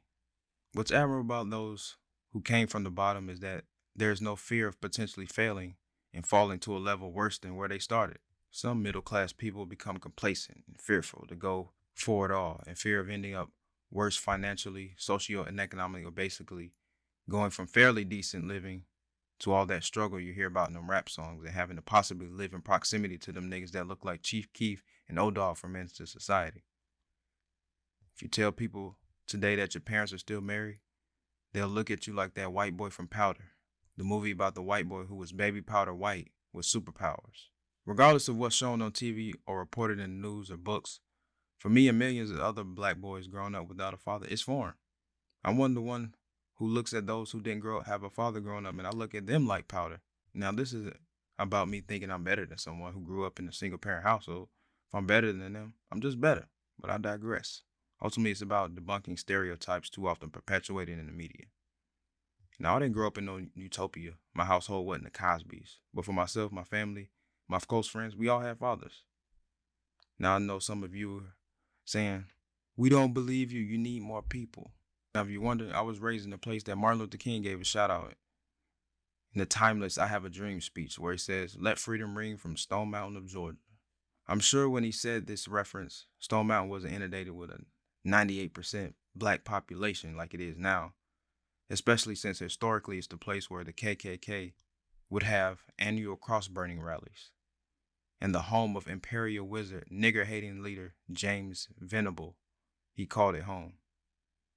These are the funny, almost likable Klansmen, like in Django Unchained, that argue whether or not to wear bed sheets over their heads or not. These were them real nigger haters who were said to throw niggas from the top of the mountain. Now, by the time I was growing up, all this shit was gone, and many of the remaining white people would just move further out towards Gwinnett, I suppose. With the whole white flight movement, including the seemingly nice, to my mother, Bonnie, the older white woman who lived across the street from us when I was around 7, who would simultaneously bake my brother and I brownies and call us niggas at the same time. Miss Bonnie was Paula Dean before Paula Dean. But why I'm bringing up old shit now, I know. As far as daddy goes, mine wasn't the gregarious Cliff Huxtable type, where we had family concerts for my grandparents and shit. More like a mix between James Evans and Carl Winslow. But he had some of those universal black daddy traits, like always got the big piece of chicken, bad credit, put $2 in the gas tank on the regular, loved Luther Vandross and Sade, wore jeans and open-toed sandals, shit like that. And as a kid, he would parent from the Kevin Hart School of Parenting. Hey, I know you're not playing in that toilet. As he would yell these things while my brother and I played Sega Genesis. One day when I have my own children, I'll incorporate some of these tactics, even though I don't particularly care for babysitting since it's too much responsibility over another life. And I guess I have no choice of their mind. But I probably won't make my kids eat cereal with orange juice as my father did. I'm sure somewhere someone saying they're starving children who give their life to eat cornflakes and orange juice. I know, I get it, but that don't make it right. Once again, if you rely on the idiot box, as some people call the television, as your main resource for the news, then you might be under the impression that all of us grew up without fathers. Or maybe it's something that you witness on a daily basis, and you don't need a TV to tell you that in respective hoods, daddies ain't around. But I know firsthand there are plenty of black fathers taking care of their kids, and you don't even know it. One day I'll be able to fully embrace one of the greatest rap lines ever. No, not I got 99 problems, but a bitch ain't one. Ice-T said that first, not Jay-Z. Or real G's move in silence like lasagna. No, not that one. The rap lyric I'm referring to might be one of the greatest rap lines ever. I hear his voice in the back of my mind like Mac maintained, just grind dog, better yourself. So what I do, I take heed and I pick up the pace. Can't explain when I pick up my son and look at my face. Beanie Siegel, nothing like it. This song sampled Nothing Like the Real Thing by the Dynamic Superiors. Now maybe it's just me, but when Bean spits, I feel that line like it's an experience I wouldn't want to miss in my life. Of course, there's nothing that's going to keep any nigga around who don't want to raise his child, but hey, there's a lot of impressionable niggas out here who drink lean and pop mollies, wear dresses, extra tight jeans, color their hair. If a rapper says so, maybe they'll take heed to this and want to stick around for their own children if they're on the fence. I mean, there's plenty of black male figures doing their thing like Reverend Run, sending out them daily inspirational words from the tub, Diddy buying all them Jordans for 6 kids, Dwayne Wade, LeBron, Snoop, The Game, Nelly, T.I., LeVar Ball, stay in your lane, and tons of other niggas that I don't know, and they're holding it down in and out of the public eye. Now, being that this is related to rap, I'd be remiss if I didn't give my own shout out. As if I'm at an award show. First off, I want to give a shout out to my mama, but this ain't about her. Shout out to Leo, my father, my brother, my Uncle Roy, my Uncle Orlando, James, Harold, my cousin Steve, Damon, Marlon, rest in peace, Jeffrey, Jonathan, EJ, Isaac, Mr. Mike, Mr. Lyles, Mr. Everett, Mr. White, Bobby, Sean, BJ, Jermaine, my nigga Nick, Justin, and even this nigga I knew back in college named Salento who told me, even if they ain't your kids, they start to look like you if you feed them. Give a nigga some love if he's taking care of his kids, even though that's what he's supposed to do, but you know what I mean. I mean, shit, no one is perfect. No one's situation is perfect. You may have a kid with the girl of your dreams, or you may fuck around and have to tell your child one day that your mama was just a piece of ass. It's a very insensitive, but shit happens. Hopefully I'll be able to speak on the first of those 2 scenarios, because truth be told, I'm getting too old to be fucking around recklessly and becoming some woman's come up, as hard as it is out here to get this money, because for whatever reason, when women start to see the 30 peeking around the corner, that birth control seems to get a little harder to take. And just to be sure at all times I ain't shooting no blanks, but I digress. I think one of my favorite entertainers, Jamie Foxx, who credits his success to his adoptive grandmother, Esther Talley, or DMC, Daryl McDaniels from Run DMC, who didn't learn he was adopted until he was 35. And if he wasn't, the group definitely wouldn't be named Run DMC. Being McDaniels is the last name of his adoptive family. At the end of the day, you never know who you'll bring into this world and what circumstances it may be under. So if and when you do become a father, before you leave, kiss your seed on the cheek and tell them don't be good, be great.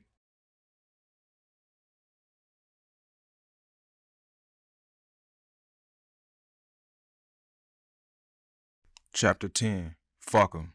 Definition. Most people don't know themselves and what they're capable of, let alone what you're capable of. If others don't believe in you, your dreams, or even don't like you, fuck 'em. E40, revenue retreating, overtime shift. The Mr. Excuses guy, the I dress like I can play guy, the my bad guy, or just the he's tall and black, he can't be that bad guy. That's a pretty broad generalization when it comes to basketball. But if you've been to any gym, YMCA, LA Fitness, your local generic fitness club, any neighborhood court, you've seen one of all of these niggas. Now me, I'm definitely the my bad guy. Because when I get that bitch, I'm shooting. I'm 5'6", what you pass the ball to me for?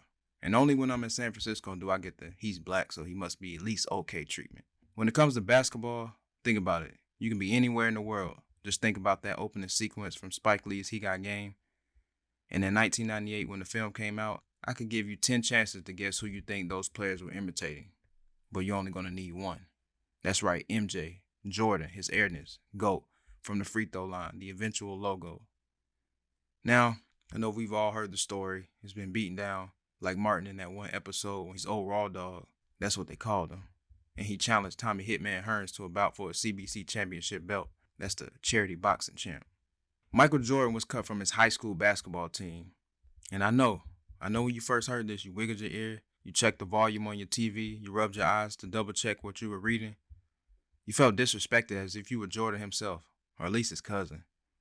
You know that one cousin that fights all your battles? You wanted to know who in the world, not just the city, the world, could cut the greatest player to ever lace him up. Now, if you're from New York, you'll probably name drop one of those Rucker Park legends. Now, Rucker Park was named after Holcomb Rucker, a local teacher and playground director for the NYC Department of Parks and Recreation, who started a tournament in 1950 to help less fortunate kids stay off the streets and aim for college. And in 2000, they had a special call on Hollow Ground in remembrance of him. Now, we all know New Yorkers have this entitlement and superiority complex when it comes to basketball players and rappers. Now, true, they have some of the greatest on both fronts, but Michael Jordan reps North Carolina, though being born in Brooklyn. Now, who is this N-word who cut Michael Jordan from the team, you ask? Before I get to all that, let me name drop for all the New Yorkers get on my case. Rutgers, where any true ball player goes to get his stripes, that street cred, even if you're currently in the NBA.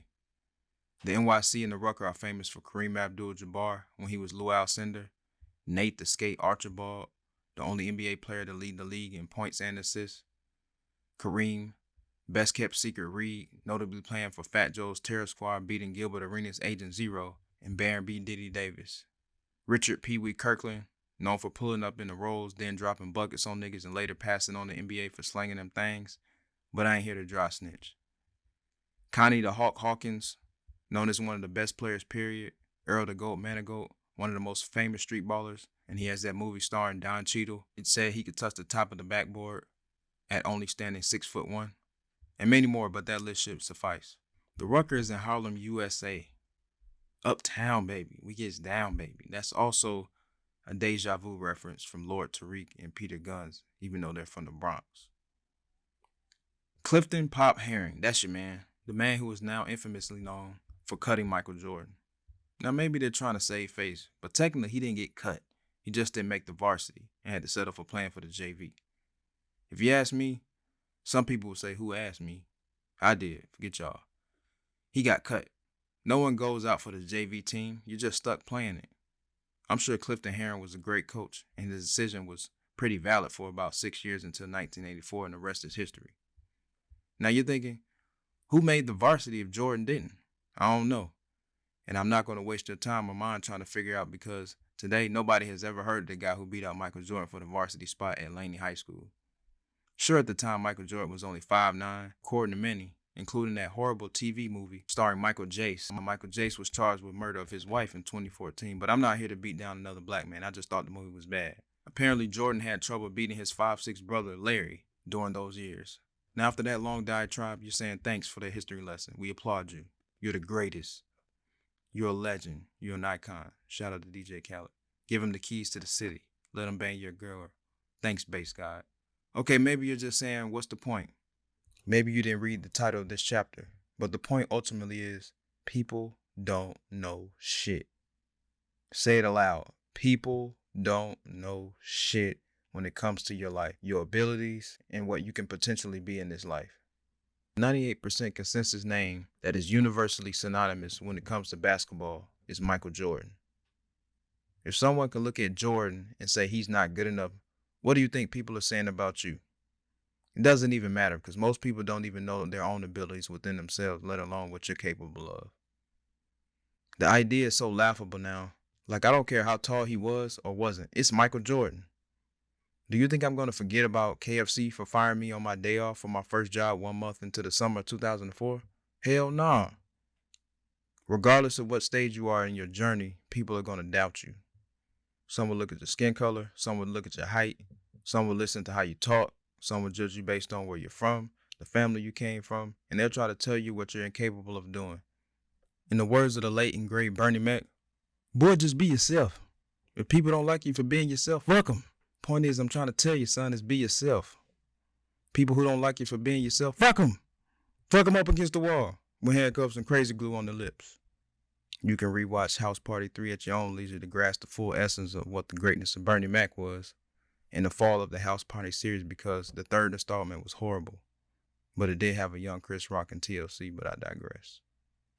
Even if the high school analogy didn't hit home enough, Michael Jordan got drafted into the 1984 draft, and he was the number 3 pick.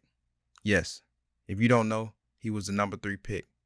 And I don't care, it'll always haunt Houston and Portland. Maybe not Houston. They drafted Hakeem Olajuwon. If you're still not a believer that people don't know shit, the year is still 1984, and Michael Jordan still was drafted 3rd, and it was time for him to sign that prestigious shoe deal. Of course, he signed with Nike, and Nike's the biggest thing since Precious, and niggas camp out for days for Jordans. They even have shoe rooms exclusive for their Jordans. They only wear Jordans, and they even rebuy the same pair of Jordans when they're released for the 40th time. But I digress. It's 1984, no one is checking for Nike, rap is bunking, it's all about Adidas. It's 1984, Russell Simmons was introduced to Rick Rubin. Way before the Rush card, they opened Def Jam Records out of the Weinstein dorms at NYU. Now, if you're wondering, what was the first song released on Def Jam, knowing LL Cool J was the first artist? I would have guessed a song by him too, but if we're going by the first single to have the words Def Jam on it, that honor goes to T. La Rock and Jazzy J's It's Yours. However, the first single officially released under the Simmons-Rubin partnership, which most recognize as the event horizon of the official Def Jam catalog, is LL Cool J's I Need a Beat. By June 19, 1984, the NBA draft, Russell's brother Run was headlining Run DMC along with late Jam Master Jay. They had dropped their debut album. It was fresh. I'm guessing they said that back then. It had Rockbox, Sucker MCs, and It's Like That on it. And it was the first rap album to go gold. 1984. This is the heart of the time where niggas was rocking them Curtis Blow, Randy Watson and Daryl from Coming to America, Ola Ray from the Thriller video, Lionel Richie, AC Slater, Ready for the World, Luther Vandross, Big or Small depending on your preference, Michael Jackson Pepsi's commercial Super Tight with the extra shine type Jerry curls, and niggas dressed like Rollin' and Slim from The Wood, released in 1999, about the late 80s. LL Cool J dropped I Need a Beat, Houdini dropped Friends / 5 Minutes of Funk, and Freaks Come Out at Night, when Jermaine Dupri was just a young Jerry curl nigga pop locking in their music videos. Now 1984 is 2 years before Run DMC dropped My Adidas on their third album, Raising Hell. So when Michael Jordan wanted to sign with Adidas in 1984, that's clearly understandable. But Adidas was an international global brand. And so the people at Adidas is like, sign who? Michael Jordan? Who the fuck? Nah, I don't see it. We're not going to match the deal that Nike was offering to sign his initial shoe deal. And they passed on Michael Jordan, and the rest is history. Hindsight is 20/20. But I'm sure all of those who had the opportunity to choose Jordan respectively would do so if given what they know now. So at the end of the day, there's no point in doubting yourself. The world will do enough of that for you. I mean, Malcolm X's childhood teacher suggested he become a carpenter because it was realistic. We see how that turned out. But maybe his childhood teacher was onto something. Being a carpenter would have come in handy as it relates today. Because apparently nowadays, if you ask a woman if she can cook, she may reply with, "Can you build a house?" I mean, when a man asks a woman if she can cook, he ain't expecting her to be Rachel Ray. A nigga just want to know if you can fry up some fish and cook up some spaghetti. But I digress. Now, people have no problem telling you what you can't do, but turn around and want you to be the gracious and humble one once you've proven them wrong and withhold all the harsh words they had no problem directing towards you. So if you are to emulate anything about Michael Jordan, emulate his drive. From every doubter, his determination to prove everyone wrong, even though no one owes any of us anything. And we should be able to anticipate doubt along the road. Use the negativity, the doubt, the non-believers. Add the wood words to your fire and shit on them when you make it to the Hall of Fame. If you just so happen to not have seen Michael Jordan's Hall of Fame speech, or maybe you don't have a computer or the internet, which is a problem all to itself, Jordan made sure he acknowledged all of those along the way who motivated him to get to his all-time great status. It was honest and unapologetic, but I thought it was great to see someone be completely honest in how we all use doubt from others to fuel our own endeavors. Interviewer, talk about a time where you had doubt in yourself. That was the question directed toward P. Diddy in the BET interview. And after the interviewer asked the question, P. Diddy had the expression somewhere between when your teacher calls on you to answer the question, but you don't know the answer, so you automatically turn around to the person behind you and say, "I think she's talking to you." And when you see someone from far away and he or she is staring at you, waving in your direction, and you're not quite sure if they're waving at you, and you start pointing to yourself like, "Me? Who, me? You talking to me?" Now all of this happened in the span of about 20 seconds of dead silence. Diddy sat in disbelief at the interviewer having the audacity of asking him, P. Diddy the Great, about self-doubt. Diddy went on to reply with the greatest thing I've ever said in life. Not quite the greatest, like top 5 behind when you're out eating and when the check comes, the person you with says, "Nah, I got it." The Eagles had landed. When you're with your girl for the first time and you go to take off her panties and she raises up just enough so you can slide them off. All right, I'm done. You get the point. But Diddy went on to say, "Nah, I never doubted myself. I go into it knowing that I'm one of the baddest motherfuckers that ever lived. Not even in a cocky way. I just feel like I am one of the baddest motherfuckers that ever walked the face of the earth. And that's just how I am because I feel I am. I am one of the baddest motherfuckers that ever walked the face of the earth. That's just a fact. That's just a pure fact." When I first heard that, I laughed out loud. It was fucking hilarious because he was dead serious. There was not one inkling of doubt or this is a joke on his face when you've accomplished as much as he has. It's only right to have that level of belief and confidence in yourself. I still listen to it to this day. And when any seed of doubt seeps into my mind or my confidence is wavering, I listen to it. Sidebar. As much as I love, respect, and admire all the great things Diddy has done, especially for music, I'm still kind of salty because Jennifer Lopez ain't fuck with niggas since that whole club shooting incident. I guess she said, "Y'all niggas ain't fucking up my American Idol, L'Oreal, perfume, fragrance money. Y'all gonna have me back living in the Bronx." What if I told you that there are music and sports executives who get paid 6 and 7 figure salaries to get shit wrong and fuck up? I mean, like, totally fuck up to the point where you might want to take off your shoe and throw it at the leader of the free world. Shout out to George Bush. Well, it's true. There are music and sports executives who get paid a lot of money and have made monumental misses in their respective profession because, you guessed it, people don't know shit. Kobe Bean Bryant, the Black Mamba, the greatest Laker of all time, the best player not named Michael Jordan, was drafted 13 in the 1996 draft. If Jordan is Spider-Man, Kobe is Venom. It's Professor X and Magneto. If Jordan is Jay-Z, Kobe is Nas. Now, I don't care about that documentary done about the 1984 NBA draft, about it being the best draft ever. I'll take 96. Now, in the summer of 1996, I was 9 years old. The Olympics were in Atlanta, and my parents didn't take me. I'll never forgive them for that shit. Biggie and Pac were still alive, at least for another 9 months. Joe Claire and Big Les was on Rap City. This was right before that horrible last season of Martin. The Fresh Prince just went off the air. I'm sure Freaknik was still popping in the AUC. Everybody was missing Uncle Charles, and we was waiting to see him at the Crossroads. A couple months before I bought my first rap album, Outkast's ATLs, for my 10th birthday. At that time, I wasn't familiar with any of the players who would eventually be drafted in the 1996 NBA draft, but obviously now we know it's the greatest draft ever. I mean, they even let Jesus get drafted 5th. Ray Allen. The first round was littered with all-time greats: Allen Iverson, Ray Allen, Steve Nash. and the number of perennial all-stars that aren't that important, but what is the likes of Kerry Kittles, Todd Fuller, and Vitaly Petepenko were drafted before Kobe Bryant. Even Stephon Marbury, well before he was singing on the webcam videos and eating Vaseline, but now he's revitalized his career in China as a two-time champion. Granted, the last two guys drafted prior to Kobe were centers, and maybe those teams drafted based on necessity. But who cares when you have the opportunity to draft an all-time great? That's your need. May even use the argument Kobe was young, skinny, cocky kid coming out of high school, and at the time, only Kevin Garnett had made the jump straight out of high school a year before, since Moses Malone entered the NBA draft straight out of high school in the 1970s. And it was risky to draft a 17-year-old guard out of high school, but it's your job to project what the player could potentially become down the line.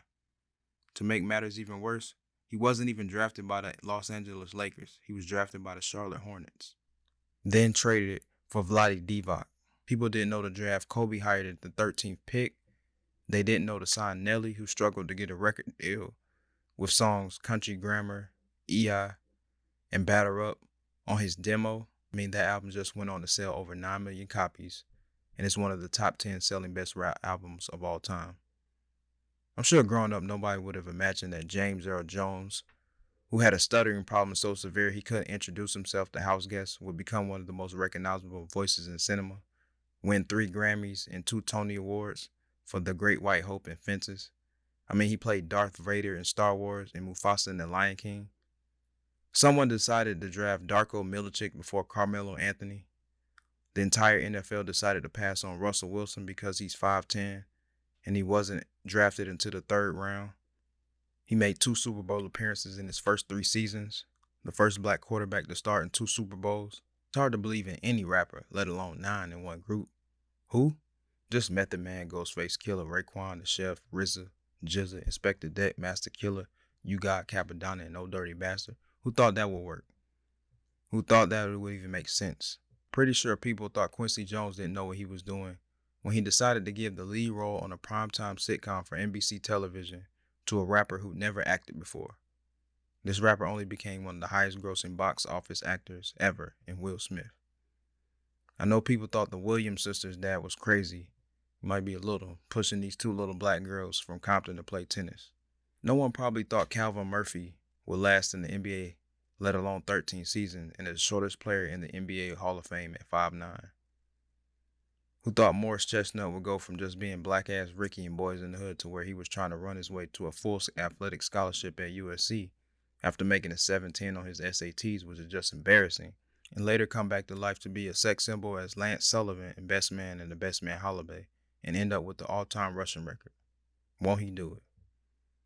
I know people didn't think Doug Williams, a Grambling alum, would do well in the Super Bowl in 1988 at Jack Murphy Stadium in San Diego, California on January the 31st, dueling against John Elway. Williams became the first black quarterback to win the Super Bowl, win Super Bowl MVP, and throw 4 touchdowns in 1 quarter of the game. Shaquem Griffin, linebacker from the University of Central Florida, is on the verge of making history, and he'll be drafted into the NFL. You're saying to yourself, that's not history. Niggas get drafted every day, B. I know. But Shaquem only has one hand.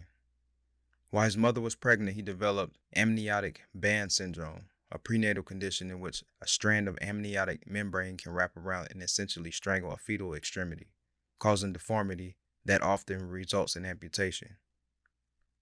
Shaquem will make the NFL alongside his twin brother, Shaquille, one-handed and all. He'll never be able to do the know your clap. Somewhere in somebody's high school, a teacher that hates their life is telling a student, "You're never going to do anything with your life. I don't know where they make these people, but for whatever reason they exist." There's a girl somewhere who's maybe the it girl, the finest, most popular girl in the school, and she turns down a guy who's probably a little fat, short, nerdy, or whatever, and he later becomes a future millionaire. A guy who turns down a girl who may be a little fat, flat-chested, flat-bootied, acne-ridden, who grows up to be a future supermodel. Somewhere, in too many places, too often, there's an abundance of dusty niggas who leave their unborn, infant, and young children, only later for them to grow up and become successful athletes and successful in other professions, to later show up asking, "Hey, can I hold a little something?" One thing that I do know is that chimpanzees aren't pets. I don't care if Michael Jackson was parading around with bubbles. Do you know how strong a monkey is? It'll rip your dick off and throw it in the tall grass and never to be seen again. At the end of the day, when you're laying down in bed counting backwards from 100, think about the people who are talking shit, talking down on you. None of that shit matters. The only thing that matters is what you think about yourself. You got to keep your blinders on, because it doesn't matter if you got a daddy like Eddie Kane Jr. in the 5 Heartbeats. His daddy told him, "You ain't shit, 'cause I ain't shit." Your own self-belief trumps all the naysayers. So if I'm not selling you on these ideas, don't take it from me. Take it from another nigga under the average height for a man. And Kevin Hart. Can't watch a single movie without seeing him in it. I ain't hating, just keep getting them checks. Listen to Kevin Hart on Freedom from the Games album Jesus Piece.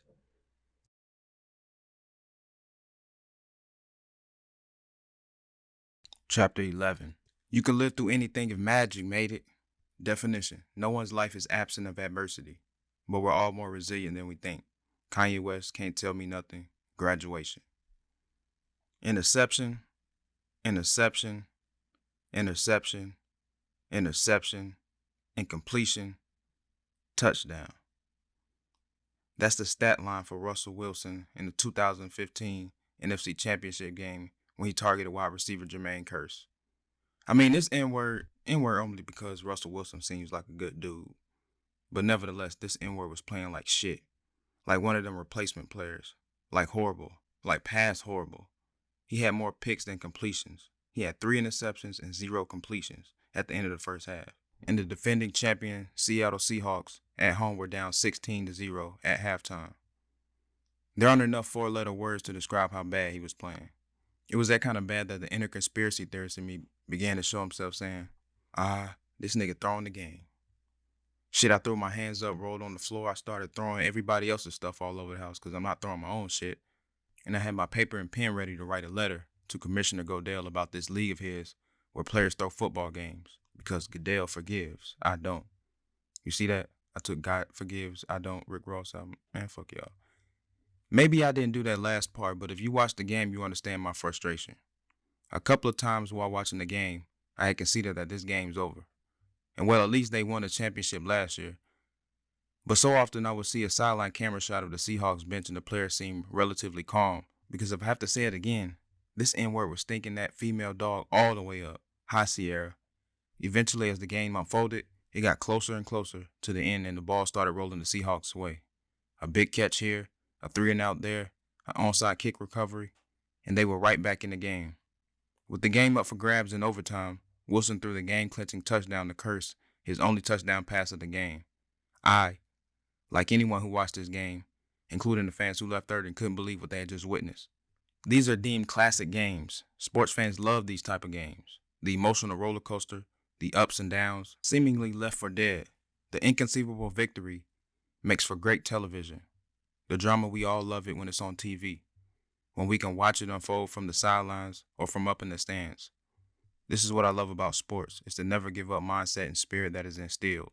I think of when I attempted to play football.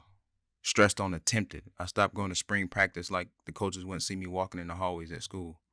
Coaches would conceive a practice that's so hard for the sole purpose of weeding out the weak and to see who would quit when practice got tough. At the time, it seemed like a bitch move because I was out of shape, but now I get it. First off, football ain't for the weak at heart. You can't be no hoe out there on the football field. And secondly, you need to be mentally tough to persevere to win those close games. As I've gotten older, what I realized that regardless of what you encounter, you must accept the problem entirely for what it is. Own your mistakes and failures and keep it moving. If you have a fault, then own it. No one is going to feel sorry for any of us. It's a painful truth, but oftentimes the adversity we mope and sulk about is self-inflicted. Some people create their own clouds and are surprised when it rains. I think the quote goes something like that. But it's true, many times the problems we encounter are of our own doing. You stand up in the courtroom claiming that the gloves don't fit the jury, but inside you know you're guilty. Now, I'm not saying he should have killed her, but I understand. Sometimes you make poor decisions or emotional decisions when it comes to your money, relationships, business endeavors, your future, and sometimes you just fuck it up. You can't be afraid or too prideful to admit when you've taken an L. Charge your mistakes, your poor decisions, and accept your role in the decisions you made to the game. Like Bradley Cooper in The Hangover. Sometimes you just gotta pick up the phone, call your mama or your girl, or your friend's girl in that case, and say, I fucked up again. Once you've done that, there's nothing you can't overcome. When it comes to adversity, that's that shit we don't like. I know Chief Keef says it's fuck niggas that we don't like. But no, it's pain, struggle, delayed gratification, and adversity we don't like. Those moments when we're in the foxhole right in the midst of adversity, in the middle of that storm, and a desired, say, victorious outcome seems bleak, and it's not a game. When you finally realize you really finna fail this class, or get caught cheating, or you got pulled over, and that DUI got your name written all over it, it's tough when life is putting them hands on you and you can't seem to get any help, and everyone is standing around in a circle with their phones out watching you struggle. I'm not talking about them Jesus hands like in the Footprints picture every black family be having on the wall, or in every Afrocentric picture shop in the mall, or them hands of the Holy Spirit. No, I'm talking about them Kimbo Slice hands, R.I.P. When life is your older brother and he's on top of you slapping you with your own hands saying, stop hitting yourself. Those hands, when shit done got real. That moment when your mama want to kick you out the house and replace you with her new boyfriend Melvin, an old thug ass nigga. Of course you don't like it, but you can't leave the house telling your mama, don't call me when this nigga start beating your ass. Truth be told, it sucks sometimes when adversity strikes out of nowhere, and you gotta stand there in a square circle and take the hits. No one's life is absent of adversity. And as they say, you're either in the storm, coming out the storm, or getting ready to go through the storm. No one likes adversity. No one likes pain, but you can't run or stop every time you experience pain. If you think about it, the human body only really likes three things. That's to be fed, to be fucked, and to sleep. As a man, you would like to go through life and get the girl of your dreams on the first try, become that rich athlete, businessman, rapper, of course drop that album and go diamond or whatever. Have all of your family and friends come along for the ride and no one dies or gets sick. Shit doesn't happen like that. Usually the girl of your dreams runs off with the tall, athletic, pretty motherfucker. Pretty Rick is what they call him. You fail a class here and there. Your degrees ain't doing what you anticipated. You hate your low-paying job. Your parents get old. All the family members you grew up looking up to start getting sick and passing away. Better yet, when you're one credit short of graduating and your friends stand by you regardless of how dumb you make them look. Wait, that's what Zach Morris said in his high school graduation on Saved by the Bell. My bad. As the young folks say, shit just got real. These are the moments where you have to regroup and decide what you're made of. Your troubles can either make you better or make you bitter. T.D. Jakes. At least that's where I heard it from. Once again, no one's life is absent of adversity, regardless if you live in the shittiest hood in Chirac or in 90210. That's Beverly Hills, California, if you didn't watch that show back in the days. When adversity strikes in your life, you can take the red or the blue pill. You can get right or get left. Essentially, you can quit or you can be resilient. Even when we know it's coming, that never makes it easier to deal with. Pressure can either bust pipes or make diamonds. Trying times and adverse moments are the times that make the best stories, movies, and songs. A la every great love song was written on the heels of a heartbreak and teaching lessons to pass along to our kids, younger siblings, and anyone going through it. Shit, I'm still waiting for Ricky to hit the juke move at the end of Boys in the Hood, but he never does. And Ice Cube is just there screaming, give me the baby. But I digress. We've all heard No Struggle, No Progress by Frederick Douglass, or even No Pain, No Gain by Betty Wright. But love is a flower that needs sun and the rain. A little bit of pleasure worth a whole lot of pain. If you learn this secret, how to forgive, a long and better life you will live. That line right there was mad sexy. I'm going to use that because I know these younger women don't know nothing about that, but I digress. Adversity is what we love Rocky for. It's definitely not because of Sylvester Stallone's acting and that annoying accent. We certainly don't love Rocky for him standing there holding the towel indecisively, eventually letting Apollo Creed die all in the ring in front of his wife. It's a damn shame. Overcoming adversity is why we love Rudy. Why we love the best sports games of all times are the ones with the most adversity. The Thriller in Manila, Muhammad Ali vs. George Foreman, Sugar Ray Leonard vs. Tommy Hitman Hearns, University of Texas vs. USC in 2006. When the 49ers came back from 24 points down to beat the Green Bay Packers in the divisional playoffs back in 2003. You know, when Terrell Owens was crying, but not the time he was crying for Tony Romo, saying that's my quarterback. I know after I've referenced all those great sports comebacks, you're thinking about the recent Super Bowl comeback, but I'm from Atlanta and we ain't finna talk about that, so I digress. Even in defeat, we never want to see a team that turns over and die, shows no heart, no fight. Winning is great, sure, but if you're really going to do something in life, the secret is learning how to lose. Nobody goes undefeated all the time. If you can pick up after a crushing defeat and go on to win again, you're going to be a champion someday. Wilma Rudolph. They say that God gives his toughest battles to his toughest soldiers. Now, I don't know who volunteered God's name on that famous quote, but I like to think of it as a way for people to keep pushing forward. 1 Corinthians 10:13. There have no temptation taken you but such as a man can bear. But God is faithful, who will not suffer you to be tempted above that ye are able, but will with temptation make also the way of escape, that ye may be able to endure it. Now, I'm not the nigga to call to talk to when you want an inspiring Bible verse that's applicable to your life to pick you up during your life issues. But this verse simply translates to, God doesn't give you anything you can't handle. Maybe you don't even believe in God, cool. That don't got anything to do with me. But regardless of your faith, you're going to go through some shit. And I don't know about you, but when I go through some pain, like a headache or a hangover, I'm praying like never before. Praying to God like I'm finna be in front row in church for the rest of my life. Please, God, I promise you I won't do it again. They also say, I'd rather live my life believing in God and find out there isn't one than not believing in God and finding out there is one. But I digress. I do think that everything that we go through, we're built to overcome. But many of us give up on ourselves too easily. When shit gets tough, this is where self-talk comes into play. Those words you recite to yourself in your mind over and over. In moments of adversity, when you feel isolated as if you're the only person to ever encounter turmoil. Self-talk is what usually separates those who do and those who talk about doing. Proverbs 18:21. Life or death is in the power of the tongue. Many people fall victim to the negativity that they constantly repeat to themselves. You must speak life into where you want to be, not where you are. Even Hitler knew the powers of the word, as he says, make the lie big, make the lie simple, keep saying it and eventually they'll believe it. Now, clearly, I'm not advising anyone to go follow in the steps of Hitler, but I understand the words have life once you speak them. And too often we believe the lie without second guessing it. It's like that ugly girl in school who walks around with her head held high, nose in the air, switching hard, and will be the first to tell anyone who will listen how fine she is regardless of the truth. She believes it, and eventually everyone around her will believe it. Next time you're going through a rough patch, just think O.J. Simpson was in prison for stealing his own stuff. If it's your own stuff, I don't even think you can call it stealing, but he was there. During these times of vulnerability, you must focus on the words you speak to yourself. Remain true to yourself. As T.D. Jakes says, don't let your circumstances change who you are. How you are doesn't define who you are. Not knowing how you're going to make it to the next day, how you're going to get that job, how you're going to get back up on your feet. Be firmly grounded in who you are.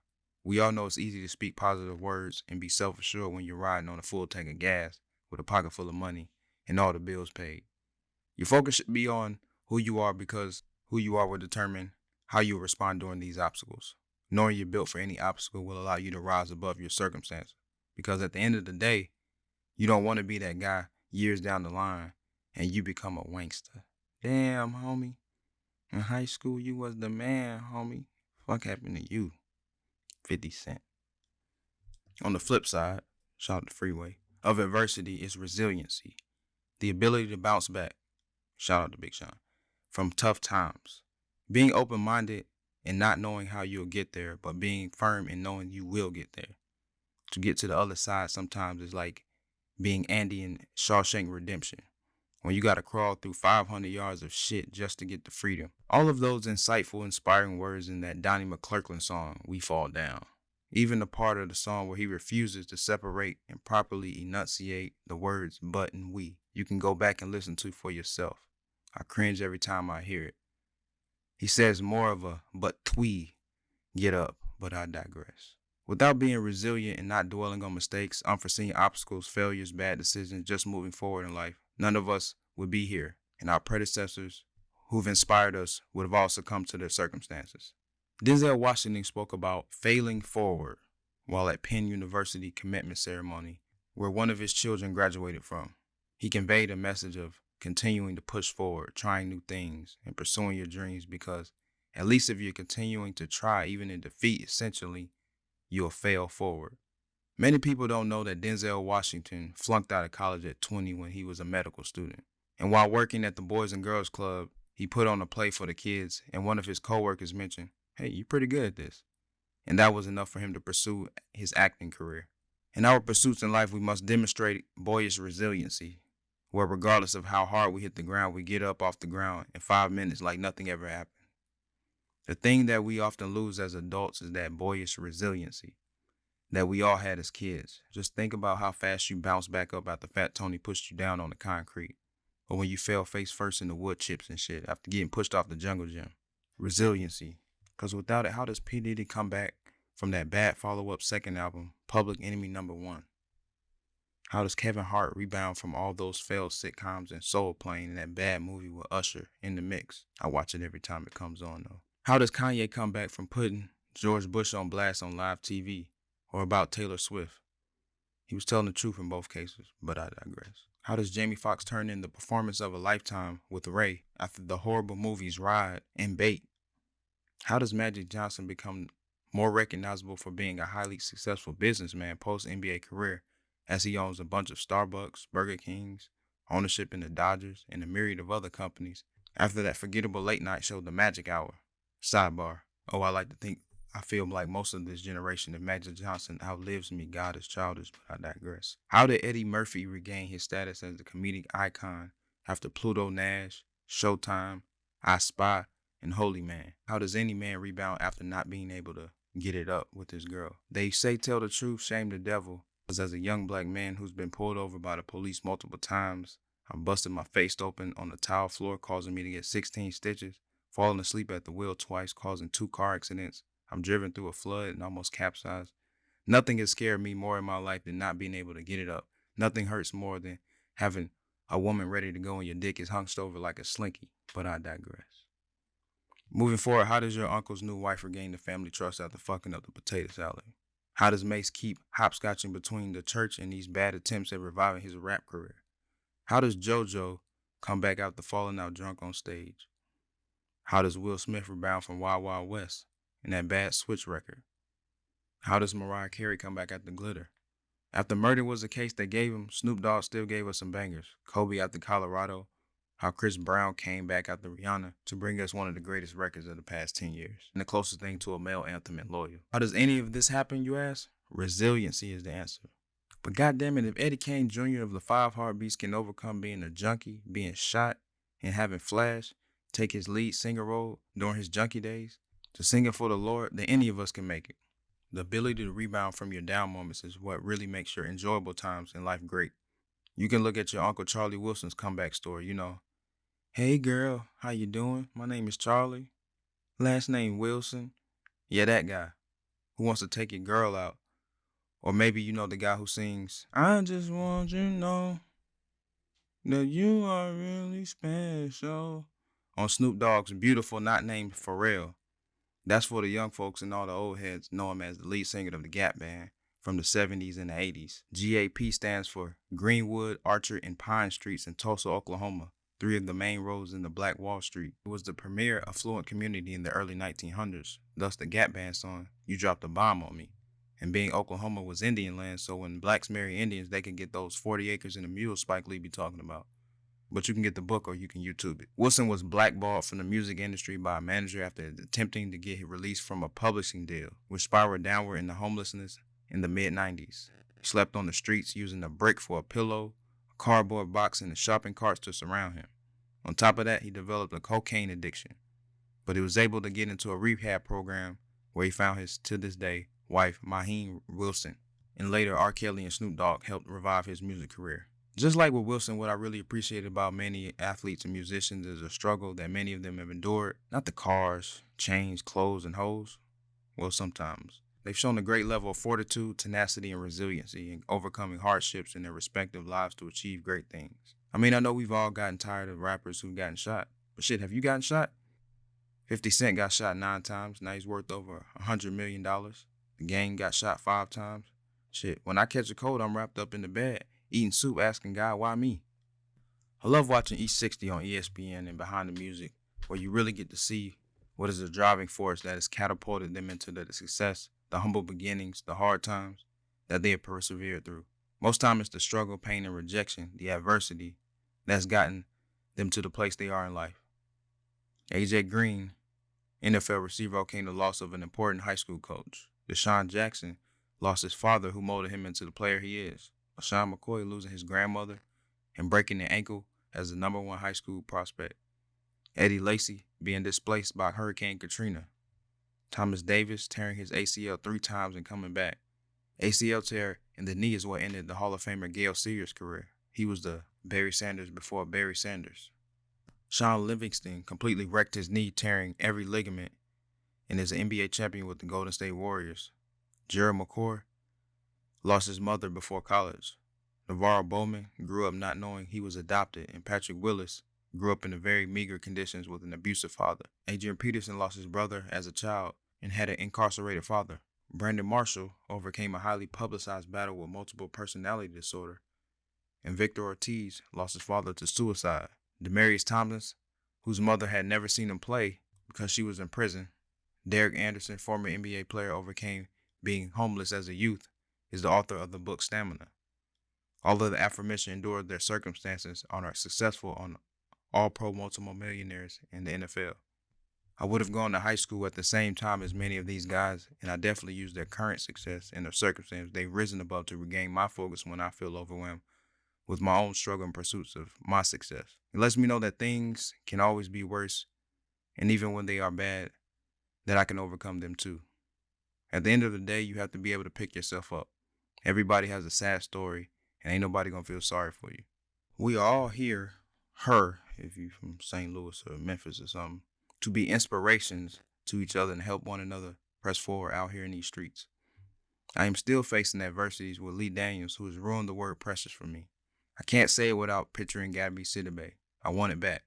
Even in the film 12 Years a Slave, Solomon Northup being a free, successful black man, then being a slave 12 years, obviously, enduring that, and not being broken from that.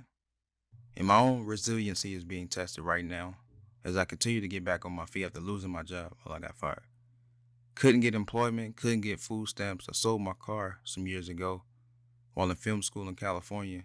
Sally Mae stayed blowing up my line, and after hundreds of job applications, I only had 4 interviews.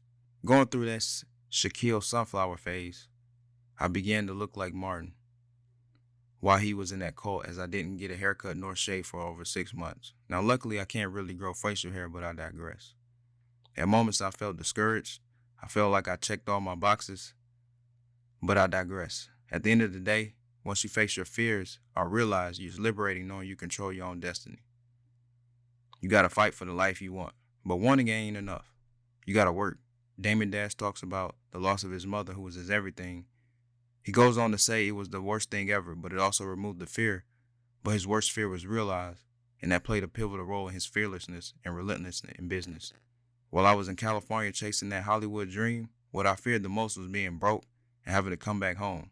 I guess that Oedipus Rex thing is real, but it allowed me to reevaluate and focus on my own self-investment and how I can create my own opportunities. Now, I only listen to Steve Harvey like half the time, but he did drop this gem when he spoke about your gift. People always talk about their passion, but you need to use your gift. Your gift is what comes easy to you, and use your gift so that you be able to live out your passion. I realize no one does it on their own, but develop a greater understanding of my own abilities and talents that often go looked on a resume. If you aren't willing to suck at something for a short period of time, then you can't be great at anything, said Sinbad. One of the things that keeps me going is simply never giving anyone the satisfaction of seeing me not make it. You know, when you buy your favorite rap album, or you buy it and download it on iTunes, or illegally download it, whatever the process that works for you in acquiring your music, there's always going to be one of those juicy Notorious B.I.G. songs on the album. One of those reminiscent tales of how you went from negative to positive. The days in your hood when your favorite rapper looks back on their life when they were still in them streets and they're glad they made it out. Those rappers who I assume honed their rap skills on the corner in between crack sales. I'm not dry snitching. The songs that make you feel like you know the artist because they done told you about their childhood and their adolescence. They were so good at selling them things like Freeway, the real Rick Ross, and spitting them bars, had to become rappers to tell the whole world. I mean, they were so good at selling drugs that they had to stop making all that money on the streets, and instead of going incognito, they decided to become rappers to tell the whole world about how good they were in the streets. makes one wonder. When Young Jeezy talks about being Mr. 17.5, I don't know what he's talking about, but that's not my life. Better him than me. I mean, the real Rick Ross made in excess of $900 million during the 1980s in Los Angeles, and he couldn't even read. These are songs that ultimately get lost in the shuffle for the pop that's of the world, and any of those Young Thug records. When you hear mainstream or the casual rant speaks about rap, any rap fan knows this is the essence of rap, the songs that you identify with, even in the most isolated country town or cookie-cutter suburban neighborhood. Most recently, no rapper is the embodiment of showcase of resiliency and overcome adversity from the street life or breaking out of the old bad habits, from ashy to classy, than T.I. For a long time, T.I. was one foot in the rap game and one in the dope game and all that nigga shit. If you on Jeopardy and the question was, what can take the nigga out the hood but not the hood out of the nigga? For a long time, you would answer, who is T.I.? You can take dashiki out the hood but not the hood niggas out of dashiki. Even with every successful album, not far behind was Trouble with the Law. Now, I'm not here to go through his extensive rap sheet with the law. You can Google that. But regardless of the things that he's encountered, many of them self-inflicted, he was able to overcome adversity. And now he's like the reality TV's Cliff Huxtable with the Family Hustle. Being revered for being resilient isn't reserved for those people who've endured hard times not of their own doing. One of the things we should all acknowledge and admire in others is those who can accept accountability for their mistakes and bad decisions later to make a change for the better.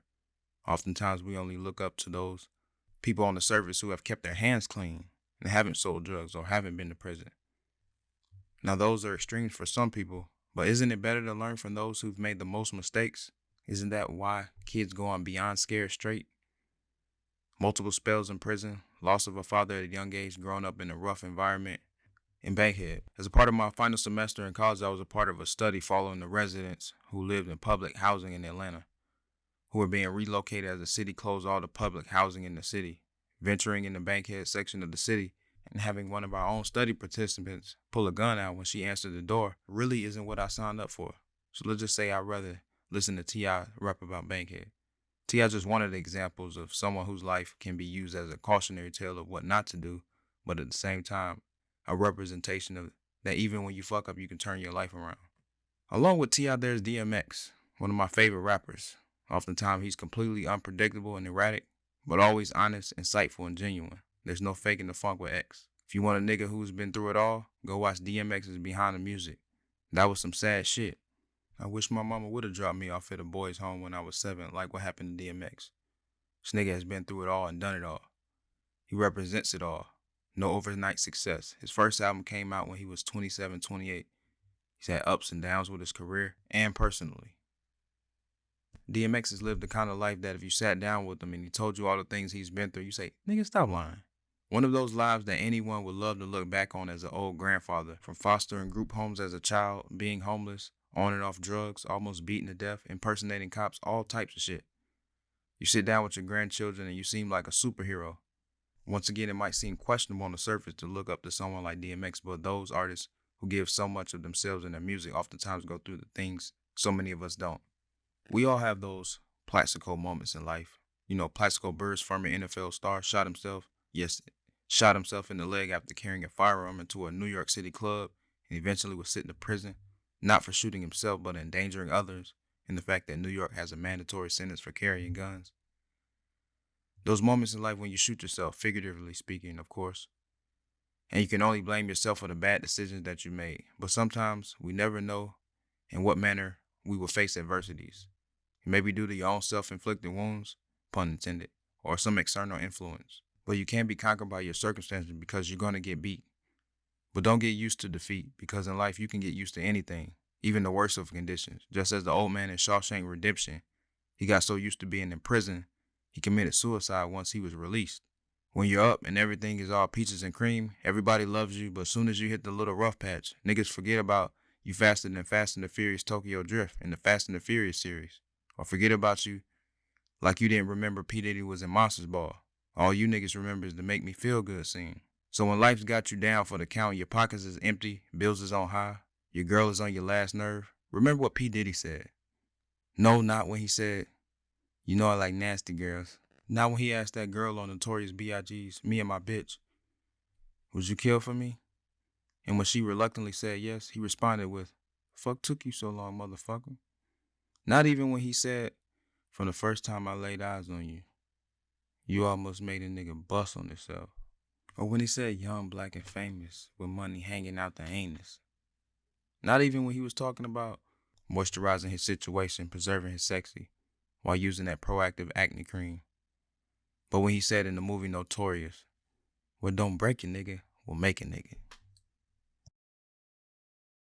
Chapter 12. Chunk up the Duece. Definition.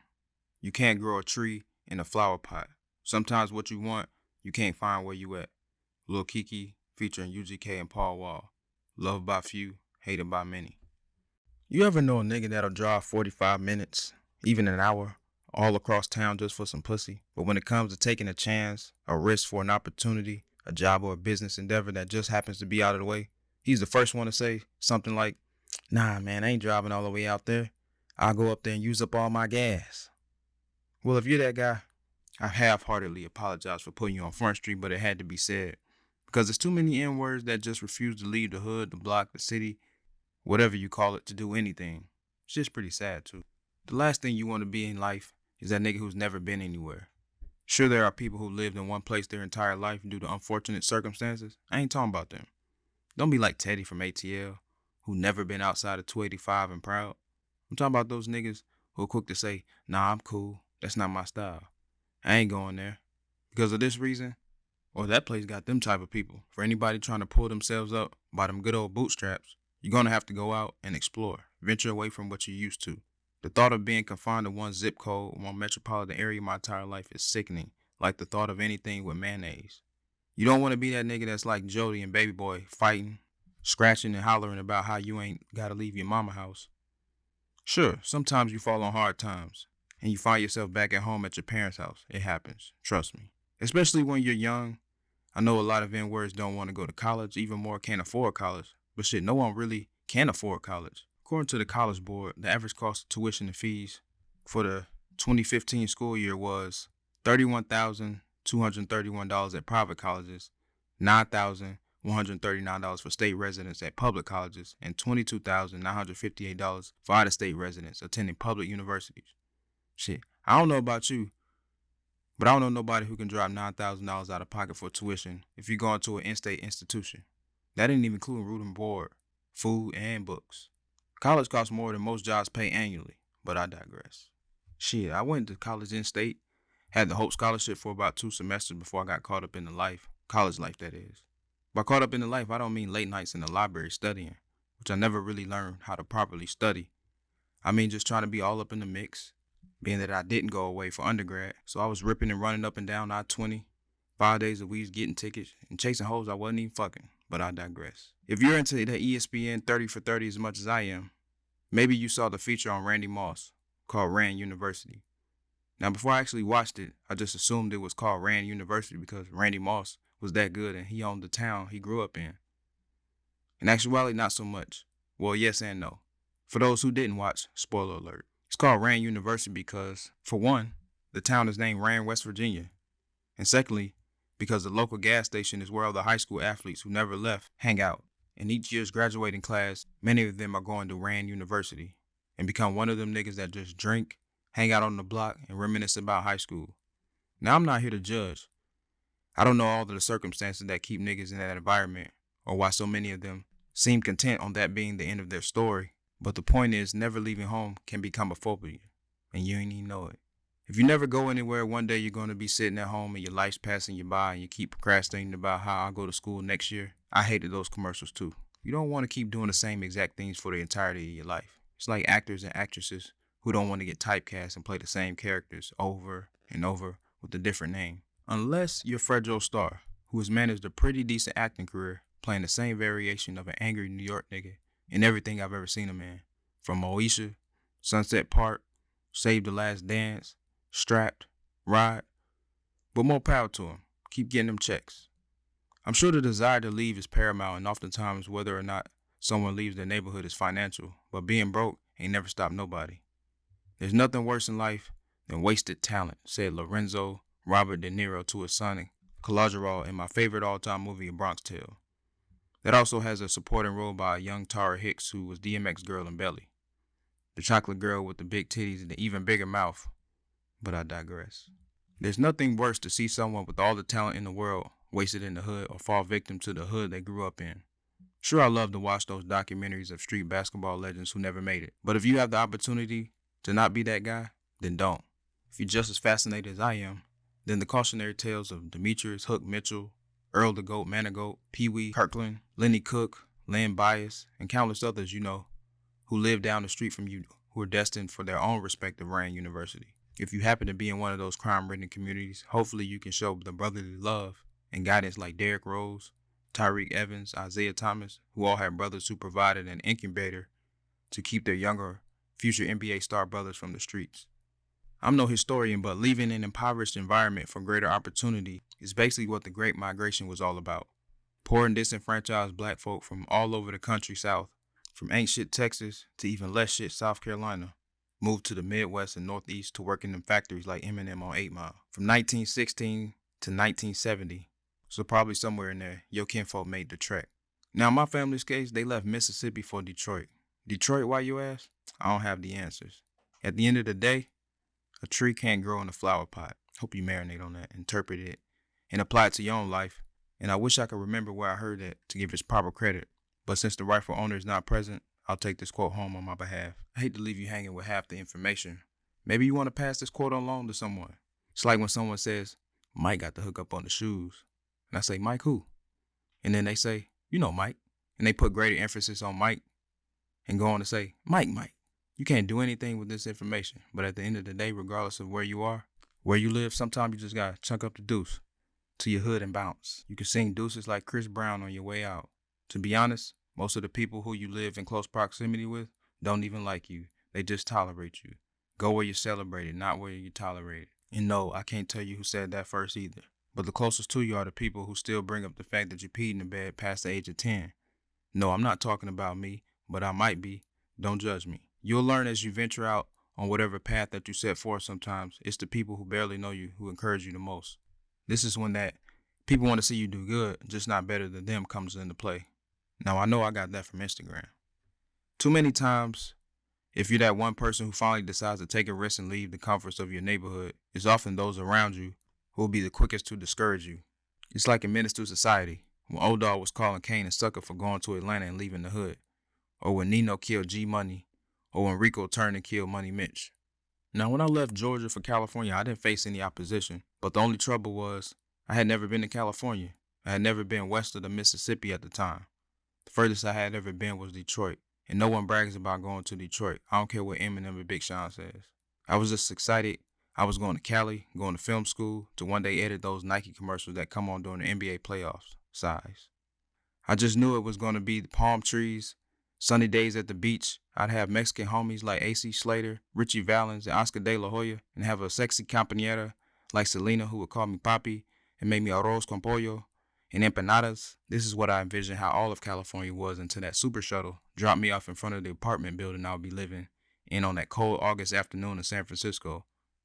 I realized ain't no fucking Mexicans, ain't no sunshine, ain't no damn palm trees, and it didn't look anything like the movies or the brochures them niggas sent me, and I wanted my money back. But then after a while, it grew on me.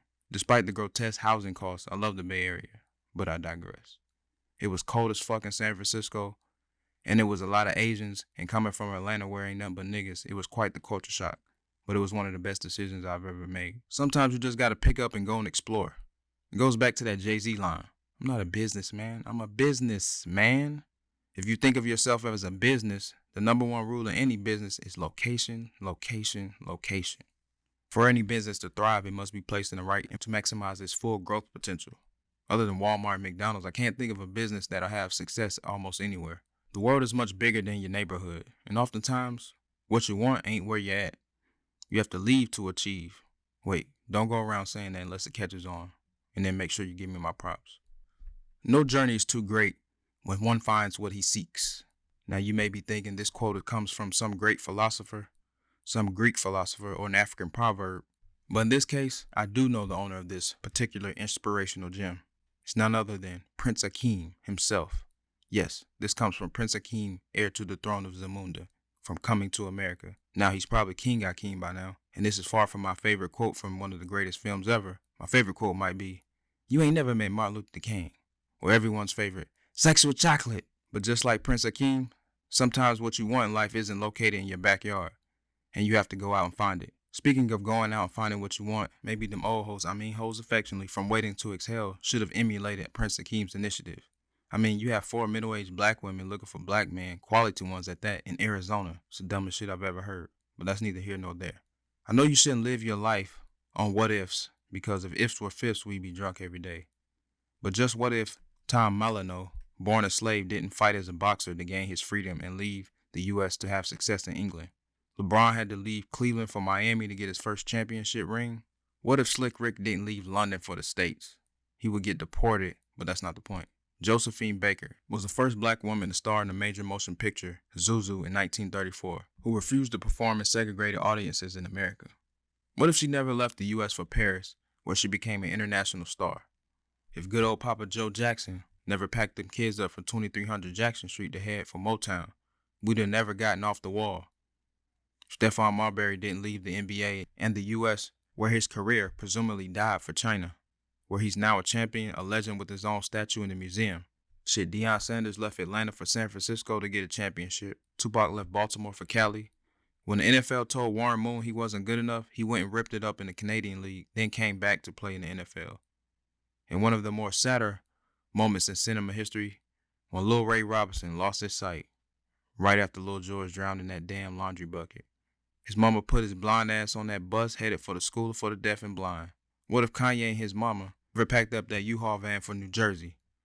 What if J. Cole never left Fayetteville for NYC? What if Bobby never left New Edition? Well, he got fired.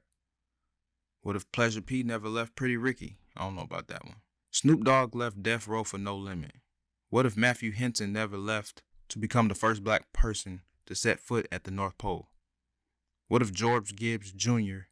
didn't leave and become the first black person to set foot on Antarctica?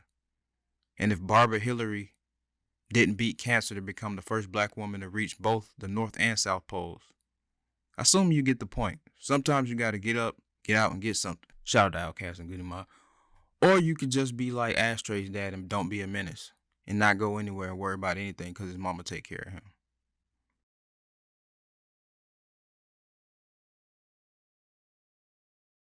Chapter 13. Don't believe me, just watch. Definition. I'm going to show you how great I am. Success is the best revenge. Trinidad James. All gold everything. Who got fired and really isn't sad about it? Yes, this guy. Bitch, you guessed it. Woo! You was right, OG Mako. Now, this was my real first 9-to-5 job after spending the majority of my 20s imitating Van Wilder and becoming a career college student. This also wasn't my first time getting fired. I was doing my best Craig from Friday impersonation when I got fired from KFC on my day off. I was 17. It was my first job other than sweeping hair at this unisex barbershop on Memorial Drive. And it was not even a month after graduating high school. Just like Craig, I went up to the job on my day off to pick up my check. I asked to look at the schedule to see my next working day, and the manager hit me with, I don't think this is going to work out. So fast forward to post-grad school graduation. I was making my first go-around in pursuit of the ever-elusive American dream in Los Angeles, where that fell through like so many others before me. You know, sleeping on couches, bumming rides, the whole nine. Now, I didn't get fired like Craig on my day off, this time. And in retrospect, I wish I had, because them fuck niggas got a whole day's work out of me. I could have stayed in the bed. After my shift, I clocked out. I hadn't been given no prior warning of any transgressions. And they chased me down like I ran out on a tab as I was walking to the elevator at the end of the day to bring me in the office and fire me. And then told me good luck with all your future endeavors. Nigga, fuck you. Now, of course, before I left, I stood up, looked around the room and said, you disloyal, fool-ass bitch-made punks. I'm putting cases on all you bitches. But in reality, you always think of all the good shit to say after the fact. After much contemplation, the issue arises because, even if you work at Hoochie Burger, shout out to Martin, every employer expects you to act as if this job is the greatest thing since Nutella. Fuck sliced bread. Sidebar. Nutella is so good. At this point in my life, it will have you rolling around in the bed. It will have you knocking on the doors at Publix or Safeway or Ralph's, fiending, shaking and dancing like Gator from Jungle Fever. But I digress. Now, even though I had no long-term aspirations of staying at this company, of which I would not disclose the name of and say inflammatory things about, well, maybe later. But I'm a pretty optimistic guy. Most days I realize the best thing about the whole getting fired fiasco is I get to join the ranks of Oprah, Steve Jobs, Mark Cuban, J.K. Rowling. It's highly successful people who've been fired. In actuality, being that this book is from the same cloth of Damon John's FUBU clothing line, For Us By Us, you know, the black guy from Shark Tank, I would have loved to name a list of famous black people who've been fired and later become huge successes. But they don't make a lot of lists like that for us, so I digress. Now maybe you're on your way to being fired. Don't fret. Don't worry. Just wait a couple days, and you can join the club. Now if you plan to leave, quit, put in your 2 weeks, or maybe you just don't trust them niggas at your job, do like Dr. Boyce Watkins says. Make sure you got some FU money. What is that, you ask? It's exactly what you think it is. If ever your boss just so happens to ask you those fateful words, can I see you in my office? Or maybe the company's downsizing. Or maybe your girl was tripping the night before, or your baby wouldn't shut up, and you just didn't kiss ass at the office the way that you usually do, and you forgot to put on your fake smile and say any of those annoying small talk conversation starters. How's it going? Woo! Rush hour was a beast this morning. I see you brought your lunch. Me too. I have some extra hummus. It'll be in the fridge if you want some. All right now, you have a good day. If any of these scenarios happens and you get fired, you want to make sure you have some FU money on deck to say, fuck you, my pockets are straight. FYI, if you knew you were going to fire me this morning, you should have called me at home so I could have saved some gas. Now, what do you do when you get fired? That's the question. What the fuck you really want to do with your life? Unless you got kids, a house, a car note, bills. I can cross 3 out of 4 of those off the list because even at 30, I watched Teen Mama think to myself, I better be careful. I don't want to have kids and ruin my life. I sold my car. In Atlanta, that's social and financial suicide because Marta sucks. I mean, who actually can pay their bills these days? On time, in full, every month. I'd say it's nowhere near 90%. Most people are one paycheck away. With no job, I had the one thing 100% of people claim to never have. Time. Time to do all the things we claim we do if we weren't obligated to some bullshit job that they know they hate. I could really follow my dreams. One of the litany of things I've learned during this time, all you can do is deal with yourself. What do you do when it's just you? No distractions, no job, no people to blame about why you aren't where you want to be in life. Many of your shortcomings begin to reveal themselves. When is the right time to go for whatever it is you're trying to do in this life? Who knows? I'm Sway. I don't got the answers either. Now, after you become that nigga without a job around the house, you're straddling the fence of, I need this bread, let me go flip a pack, and to sit down, write out the plan, and put the work in and sacrifice for what you really want. It's a never-ending battle. Do I call this ugly chick, or do I rub one out and call it a night? Is my pride and ego getting in the way of just getting another job to support myself?